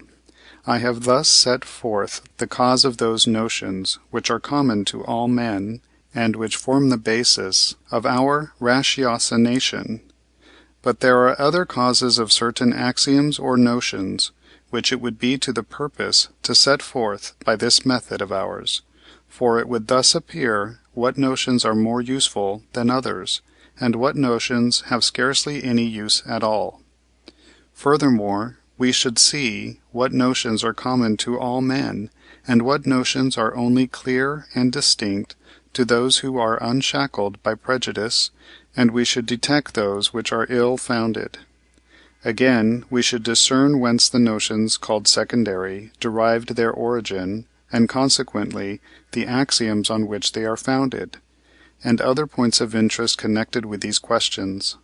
But I have decided to pass over the subject here, partly because I have set it aside for another treatise, partly because I am afraid of wearying the reader by too great prolixity. Nevertheless, in order not to omit anything necessary to be known, I will briefly set down the causes whence are derived the terms styled transcendental, such as being, thing, something. These terms arose from the fact that the human body, being limited, is only capable of distinctly forming a certain number of images. What an image is I explained in the Part 2, Proposition 17, note. Within itself at the same time.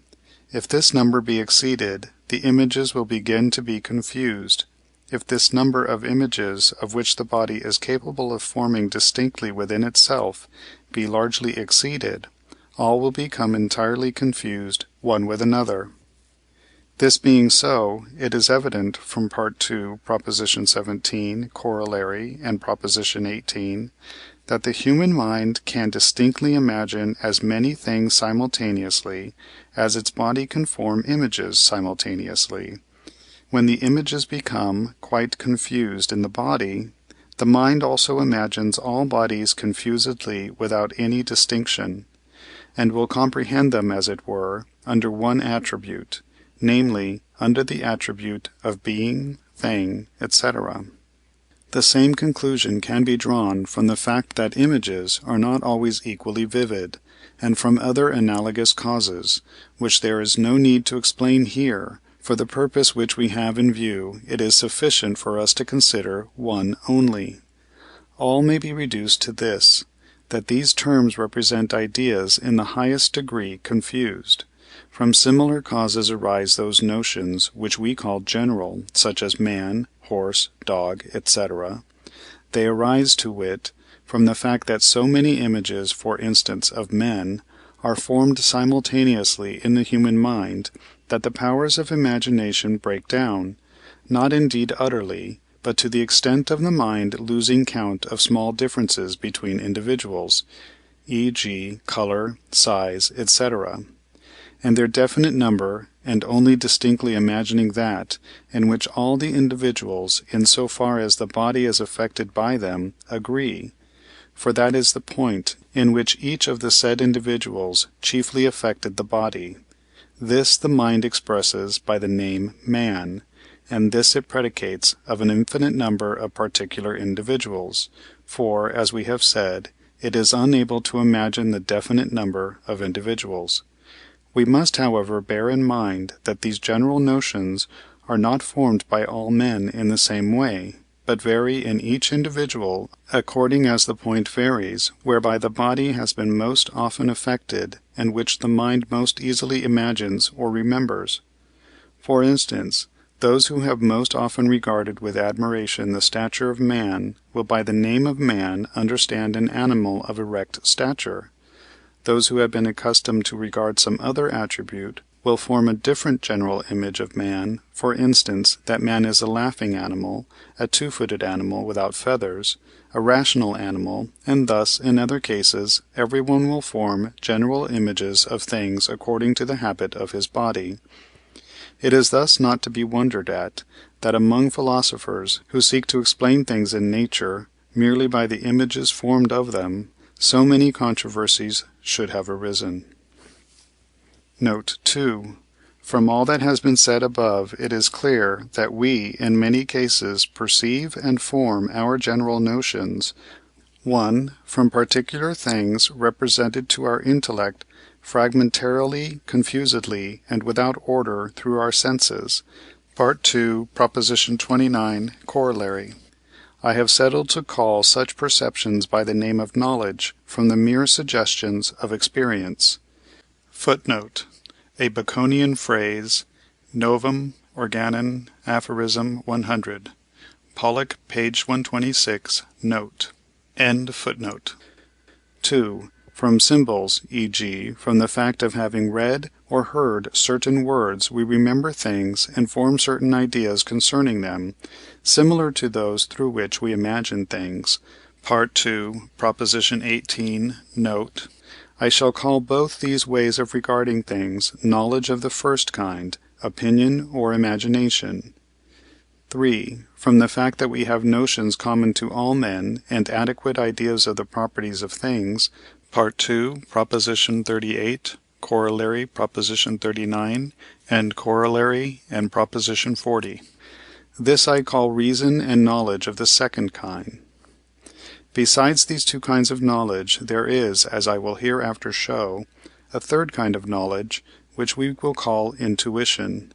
This kind of knowledge proceeds from an adequate idea of the absolute essence of certain attributes of God to the adequate knowledge of the essence of things.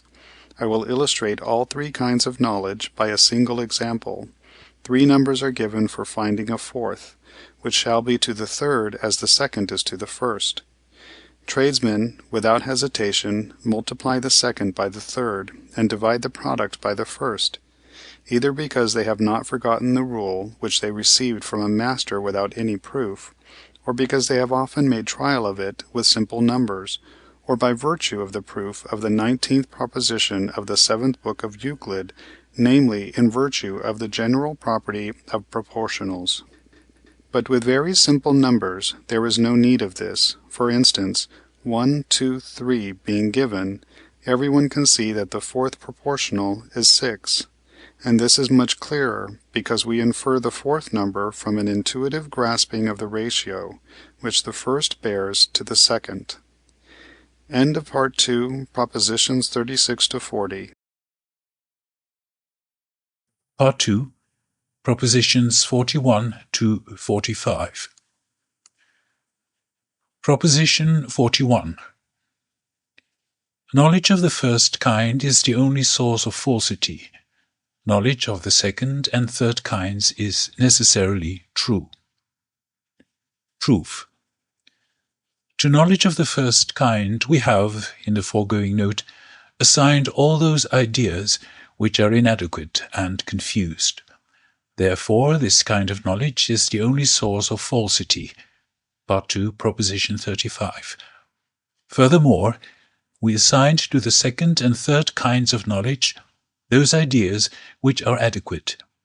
Therefore, these kinds are necessarily true. Part 2, Proposition 34. Quod erat demonstrandum. Proposition 42. Knowledge of the second and third kinds, not knowledge of the first kind, teaches us to distinguish the true from the false. Proof. This proposition is self-evident. He who knows how to distinguish between true and false must have an adequate idea of true and false. That is, Part 2, Proposition 40, Note 2, he must know the true and the false by the second or third kind of knowledge. Proposition 43. He who has a true idea simultaneously knows that he has a true idea, and cannot doubt of the truth of the thing perceived. Proof. A true idea in us is an idea which is adequate in God, insofar as he is displayed through the nature of the human mind. Part 2, Proposition 11, Corollary. Let us suppose that there is in God, insofar as he is displayed through the human mind, an adequate idea, A. The idea of this idea must also necessarily be in God, and be referred to him in the same way as the idea A, by Part 2, Proposition 20, whereof the proof is of universal application.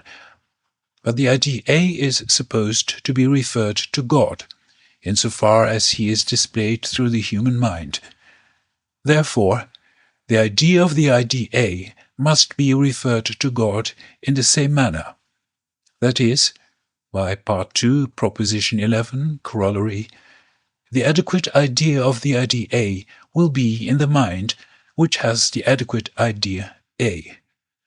Therefore he, who has an adequate idea or knows a thing truly, Part 2, Proposition 34, must at the same time have an adequate idea or true knowledge of his knowledge. That is, obviously, he must be assured. Quod erat demonstrandum. Note. I explained in the note to Part 2, Proposition 21, what is meant by the idea of an idea, but we may remark that the foregoing proposition is in itself sufficiently plain. No one who has a true idea is ignorant that a true idea involves the highest certainty. For to have a true idea is only another expression for knowing a thing perfectly, or as well as possible. No one, indeed, can doubt of this, unless he thinks that an idea is something lifeless, like a picture on a panel, and not a mode of thinking, namely, the very act of understanding.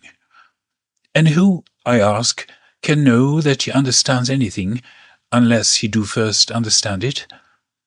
In other words, who can know that he is sure of a thing, unless he be first sure of that thing? Further, what can there be more clear and more certain than a true idea as a standard of truth? Even as light displays both itself and darkness, so is truth a standard both of itself and of falsity.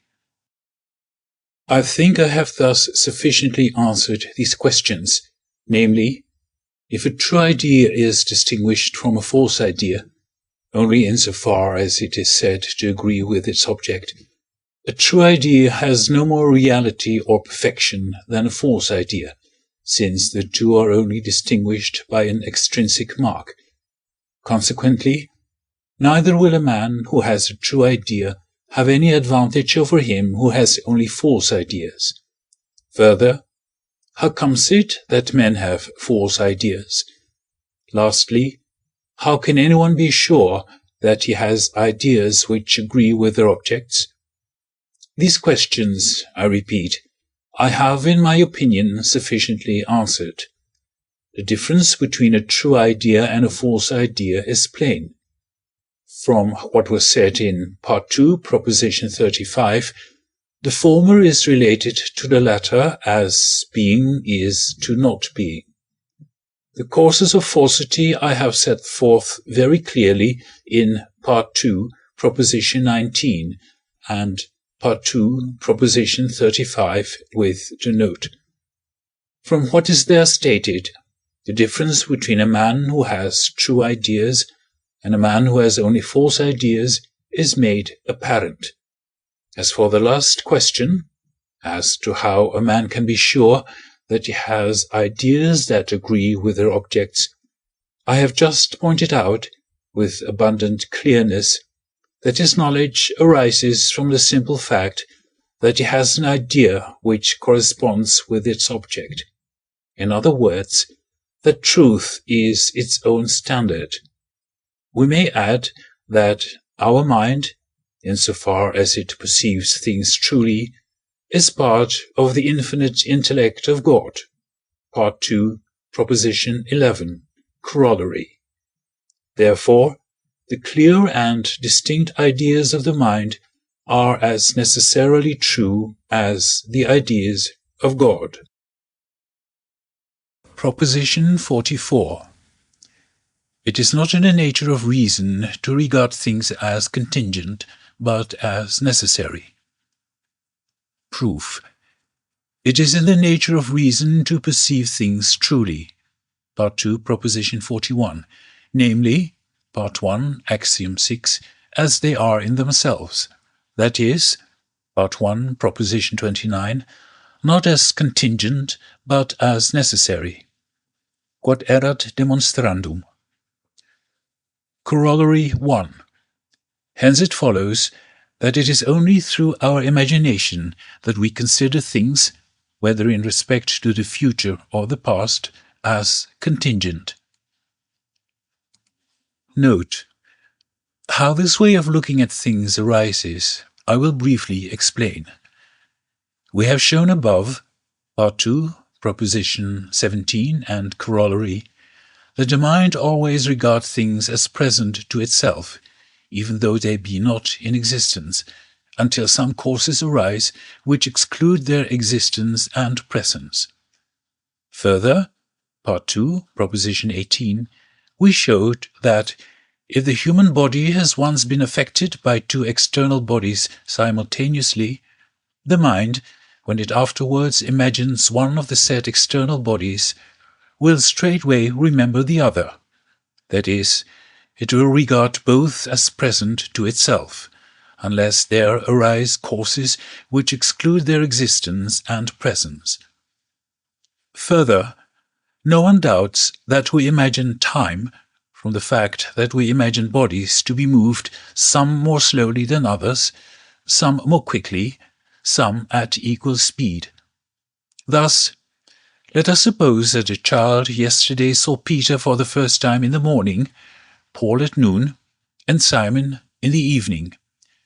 Then, that today he again sees Peter in the morning.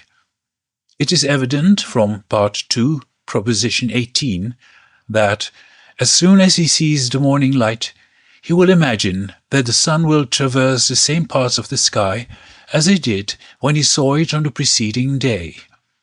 In other words, he will imagine a complete day, and, together with his imagination of the morning, he will imagine Peter. With noon he will imagine Paul, and with evening he will imagine Simon. That is, he will imagine the existence of Paul and Simon in relation to a future time. On the other hand, if he sees Simon in the evening, he will refer Peter and Paul to a past time, by imagining them simultaneously with the imagination of a past time.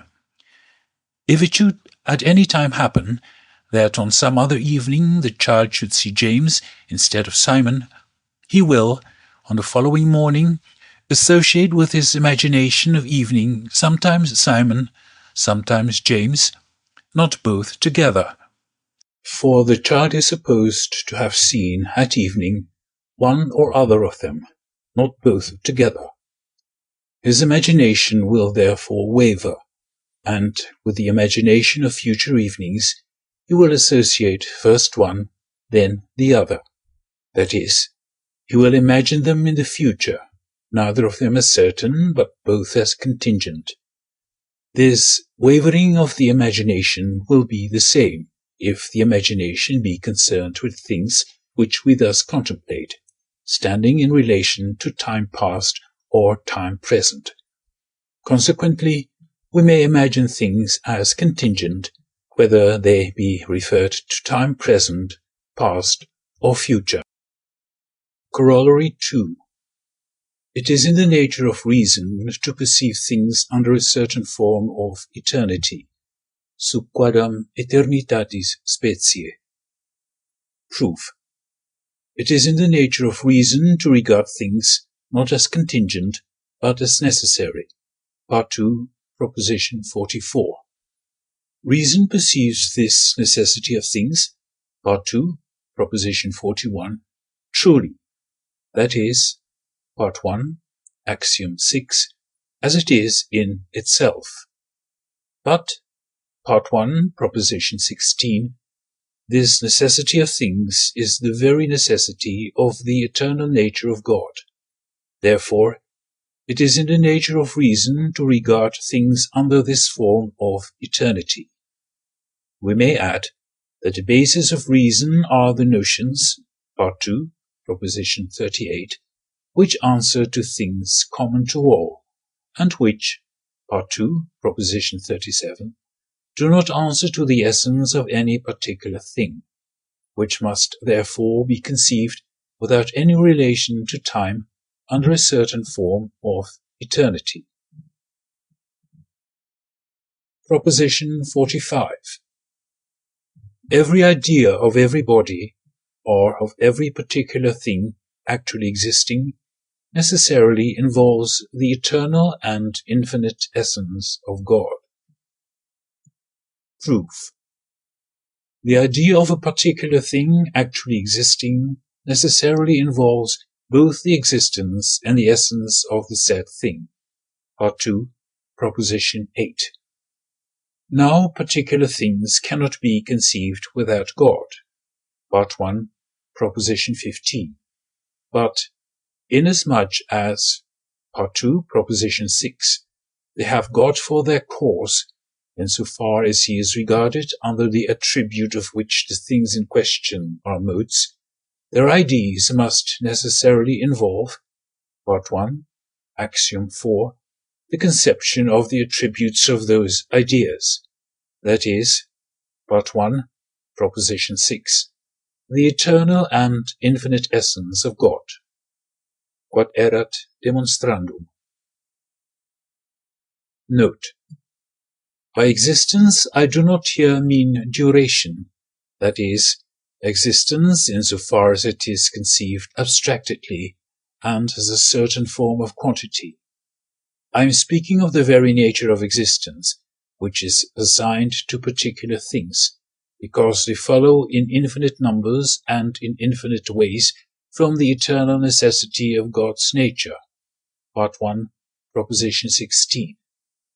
I am speaking, I repeat, of the very existence of particular things, insofar as they are in God.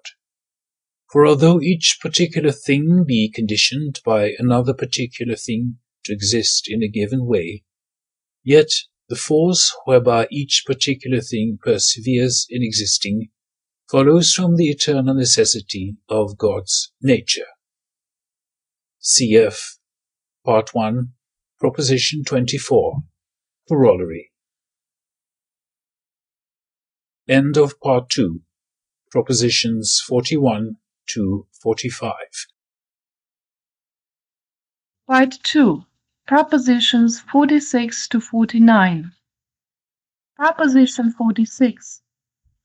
The knowledge of the eternal and infinite essence of God which every idea involves is adequate and perfect. Proof. The proof of the last proposition is universal, and whether a thing be considered as a part or a whole, the idea thereof, whether of the whole or of a part, by the last proposition, will involve God's eternal and infinite essence. Wherefore that which gives knowledge of the eternal and infinite essence of God is common to all, and is equally in the part and in the whole.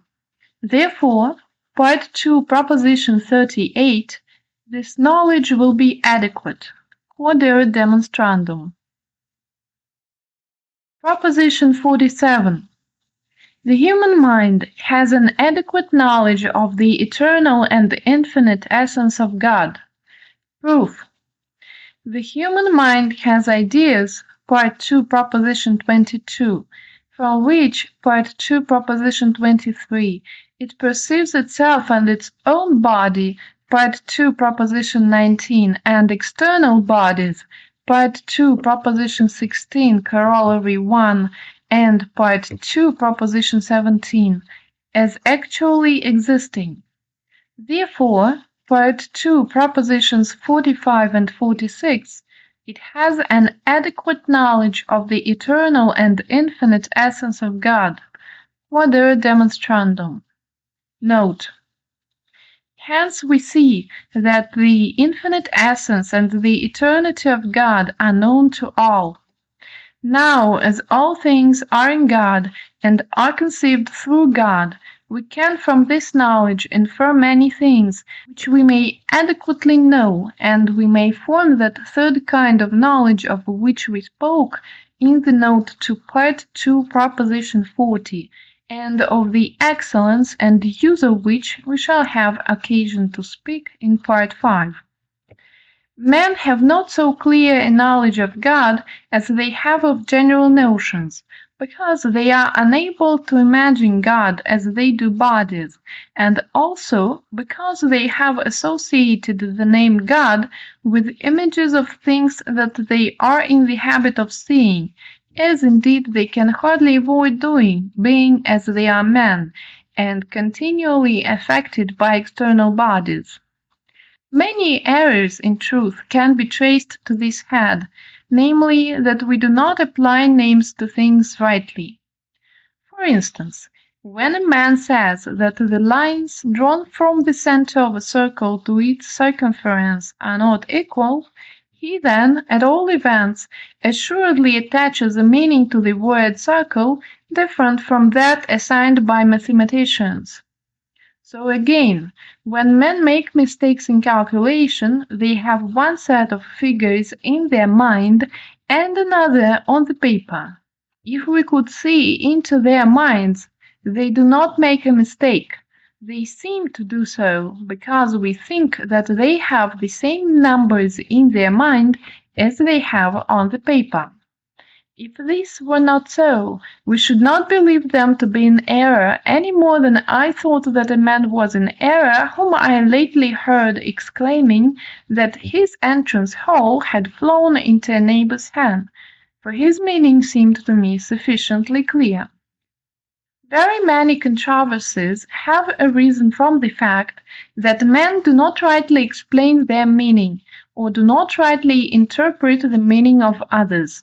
For, as a matter of fact, as they flatly contradict themselves, they assume now one side, now another of the argument, so as to oppose their opinions, which they consider mistaken and absurd in their opponents. Proposition 48. In the mind there is no absolute or free will, but the mind is determined to wish this or that by a cause, which has also been determined by another cause, and this last by another cause, and so on to infinity. Proof. The mind is a fixed and definite mode of thought. Part 2, Proposition 11. Therefore it cannot be the free cause of its actions. Part 1, Proposition 17, Corollary 2. In other words, it cannot have an absolute faculty of positive or negative volition. But, by Part 1, Proposition 28, it must be determined by a cause which has also been determined by another cause, and this last by another, etc. Quodere demonstrandum. Note. In the same way, it is proved that there is in the mind no absolute faculty of understanding, desiring, loving, etc. Whence it follows that these and similar faculties are either entirely fictitious, or are merely abstract and general terms, such as we are accustomed to put together from particular things. Thus the intellect and the will stand in the same relation to this or that idea, or this or that volition, as lapidity to this or that stone, or as man to Peter and Paul. The cause which leads men to consider themselves free has been set forth in the appendix to Part 1. But before I proceed further, I would here remark that by the will to affirm and decide I mean the faculty, not the desire. I mean, I repeat, the faculty whereby the mind affirms or denies what is true or false, not the desire wherewith the mind wishes for or turns away from any given thing. After we have proved that these faculties of ours are general notions which cannot be distinguished from the particular instances on which they are based, we must inquire whether volitions themselves are anything besides the ideas of things. We must inquire, I say, whether there is in the mind any affirmation or negation beyond that which the idea, in so far as it is an idea, involves. On which subjects, in the following proposition and Part 2, Definition 3, lest the idea of pictures should suggest itself. For by ideas I do not mean images such as are formed at the back of the eye or in the midst of the brain, but the conceptions of thought. Proposition 49. There is in the mind no volition or affirmation and negation, save that which an idea, inasmuch as it is an idea, involves. Proof.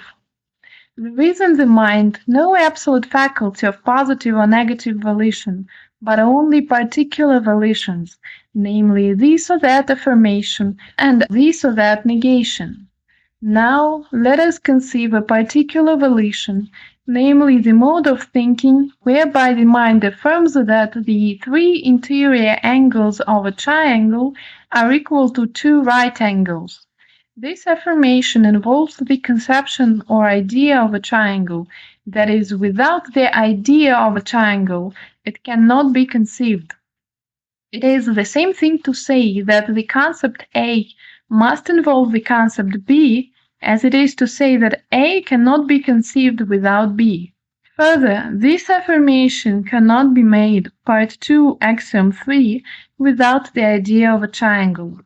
Therefore, this affirmation can neither be nor be conceived without the idea of a triangle.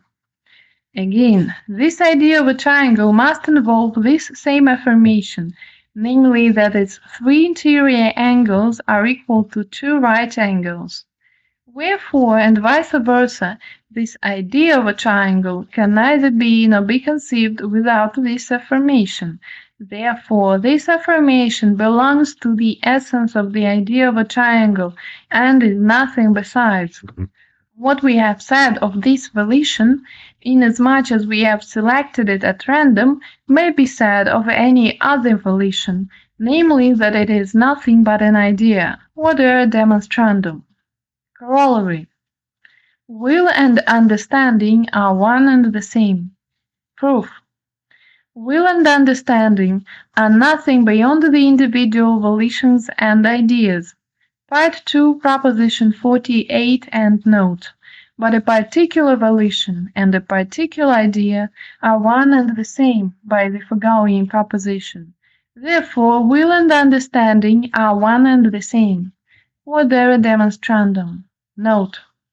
We have thus removed the cause which is commonly assigned for error. For we have shown above that falsity consists solely in the privation of knowledge involved in ideas which are fragmentary and confused. Wherefore a false idea, inasmuch as it is false, does not involve certainty. When we say then that a man acquiesces in what is false, and that he has no doubts on the subject, we do not say that he is certain, but only that he does not doubt, or that he acquiesces in what is false, inasmuch as there are no reasons which should cause his imagination to waver. See Part 2, Proposition 44 note. Thus, although the man be assumed to acquiesce in what is false, we shall never say that he is certain. For by certainty we mean something positive. Part 2, Proposition 43 and note, not merely the absence of doubt. However, in order that the foregoing proposition may be fully explained, I will draw attention to a few additional points, and I will furthermore answer the objections which may be advanced against our doctrine. Lastly, in order to remove every scruple, I have thought it worthwhile to point out some of the advantages which follow therefrom.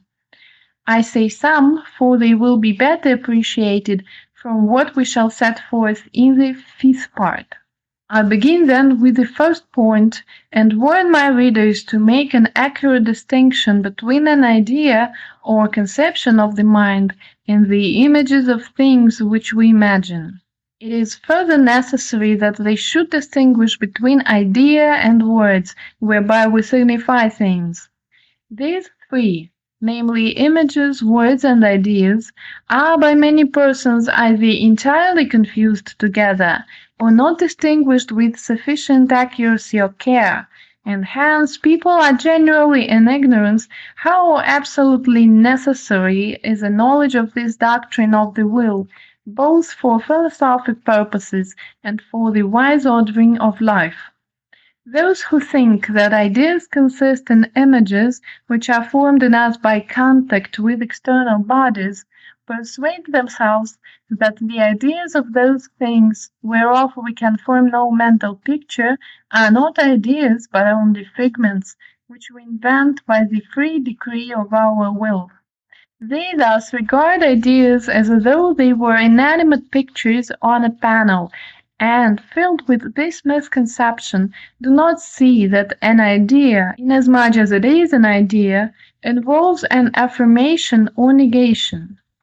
Again, those who confuse words with ideas, or with the affirmation which an idea involves, think that they can wish something contrary to what they feel, affirm, or deny. This misconception will easily be laid aside by one who reflects on the nature of knowledge, and seeing that it in no wise involves the conception of extension, will therefore clearly understand that an idea, being a mode of thinking, does not consist in the image of anything, nor in words. The essence of words and images is put together by bodily motions, which in no wise involve the conception of thought. These few words on this subject will suffice. I will therefore pass on to consider the objections which may be raised against our doctrine. Of these, the first is advanced by those who think that the will has a wider scope than the understanding, and that therefore it is different therefrom. The reason for their holding the belief that the will has wider scope than the understanding is that they assert that they have no need of an increase in their faculty of assent, that is, of affirmation or negation, in order to assent to an infinity of things which we do not perceive, but that they have need of an increase in their faculty of understanding. The will is thus distinguished from the intellect, the latter being finite and the former infinite. Secondly, it may be objected that experience seems to teach us especially clearly that we are able to suspend our judgment before assenting to things which we perceive. This is confirmed by the fact that no one is said to be deceived in so far as he perceives anything, but only in so far as he assents or dissents. For instance, he who feigns a winged horse does not therefore admit that a winged horse exists, that is, he is not deceived unless he admits in addition that a winged horse does exist. Nothing, therefore, seems to be taught more clearly by experience than that the will or faculty of assent is free and different from the faculty of understanding. Thirdly, it may be objected that one affirmation does not apparently contain more reality than another. In other words, that we do not seem to need for affirming that what is true any greater power than for affirming that what is false is true. We have, however, seen that one idea has more reality or perfection than another, for as objects are some more excellent than others, so also are the ideas of them some more excellent than others. This also seems to point to a difference between the understanding and the will. Fourthly, it may be objected, if man does not act from free will, what will happen if the incentives to action are equally balanced, as in the case of Bourdain's ass? Will he perish of hunger and thirst? If I say that he would, I shall seem to have in my thoughts an ass or the statue of a man, rather than an actual man. If I say that he would not, he would then determine his own action, and would consequently possess the faculty of going and doing whatever he liked. Other objections might also be raised. But as I am not bound to put in evidence everything that anyone may dream, I will only set myself to the task of refuting those I have mentioned, and that as briefly as possible. To the first objection I answer that I admit that the will has a wider scope than the understanding, if by the understanding be meant only clear and distinct ideas. But I deny that the will has a wider scope than the perceptions and the faculty of forming conceptions. Nor do I see why the faculty of volition should be called infinite any more than the faculty of feeling. For as we are able by the same faculty of volition to affirm an infinite number of things, one after the other, for we cannot affirm an infinite number simultaneously, so also can we, by the same faculty of feeling, feel or perceive in succession an infinite number of bodies. If it be said that there is an infinite number of things which we cannot perceive, I answer that we cannot attain to such things by any thinking, nor consequently by any faculty of volition. But it may still be urged, if God wished to bring it about that we should perceive them, he would be obliged to endow us with a greater faculty of perception, but not a greater faculty of volition than we have already. This is the same as to say that if God wished to bring it about that we should understand an infinite number of other entities, it would be necessary for him to give us a greater understanding, but not a more universal idea of entity than that which we have already, in order to grasp such infinite entities. We have shown that will is a universal entity or idea, whereby we explain all particular volitions, in other words, that which is common to all such volitions.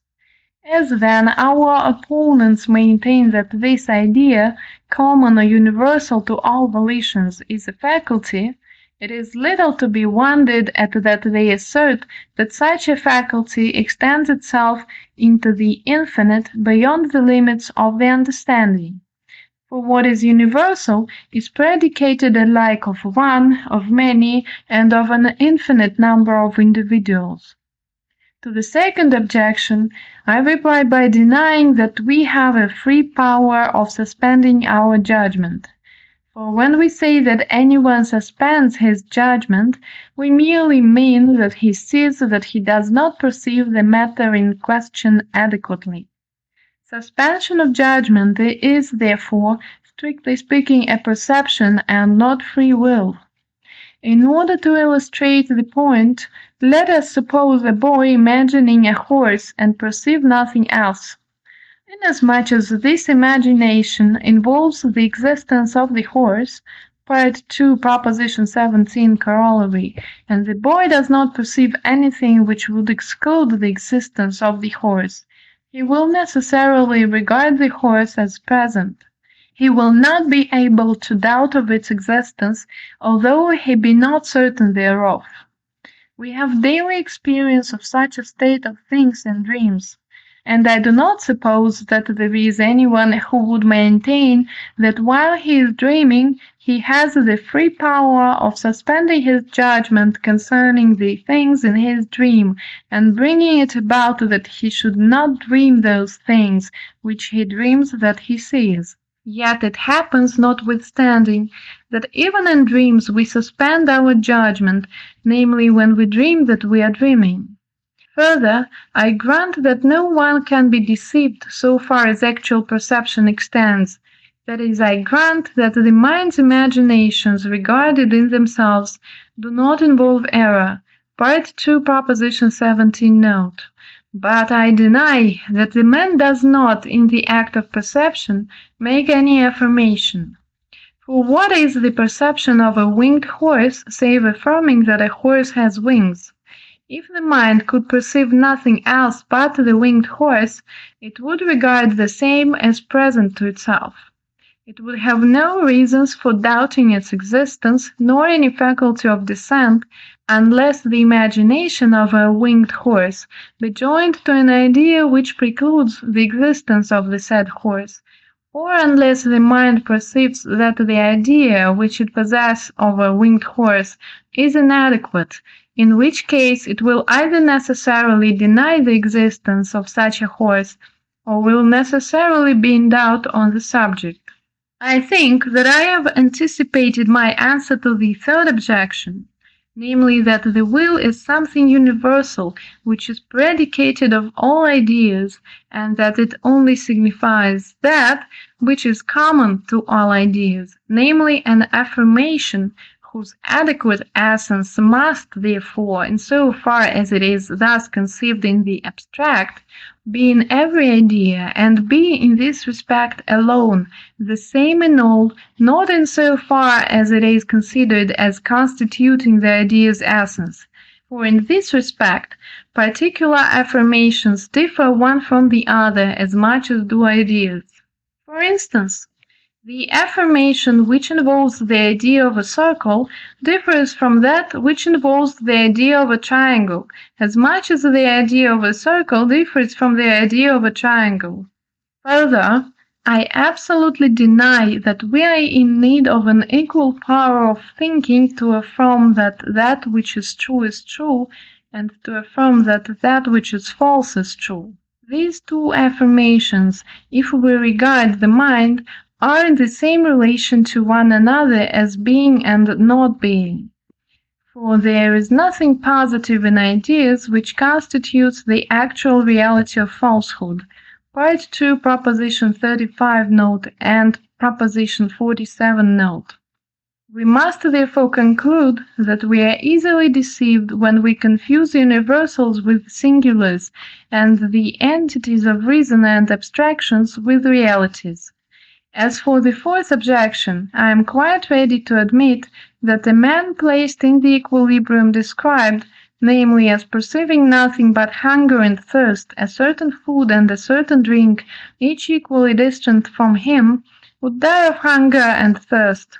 If I am asked whether such an one should not rather be considered an ass than a man, I answer that I do not know, neither do I know how a man should be considered who hangs himself, or how we should consider children, fools, madmen, etc. It remains to point out the advantages of a knowledge of this doctrine as bearing on conduct, and this may be easily gathered from what has been said. The doctrine is good. 1. Inasmuch as it teaches us to act solely according to the decree of God, and to be partakers in the divine nature, and so much the more as we perform more perfect actions and more understand God. Such a doctrine not only completely tranquilizes our spirit, but also shows us where our highest happiness or blessedness is, namely solely in the knowledge of God, whereby we are led to act only as love and piety shall bid us. We may thus clearly understand how far astray from a true estimate of virtue are those who expect to be decorated by God with high rewards for their virtue and their best actions, as for having endured the direst slavery, as if virtue and the service of God were not in itself happiness and perfect freedom. 2. Inasmuch as it teaches us how we ought to conduct ourselves with respect to the gifts of fortune, or matters which are not in our power and do not follow from our nature. For it shows us that we should await and endure fortune's smiles or frowns with an equal mind, saying that all things follow from the eternal decree of God by the same necessity as it follows from the essence of a triangle that the 3 angles are equal to 2 right angles. 3.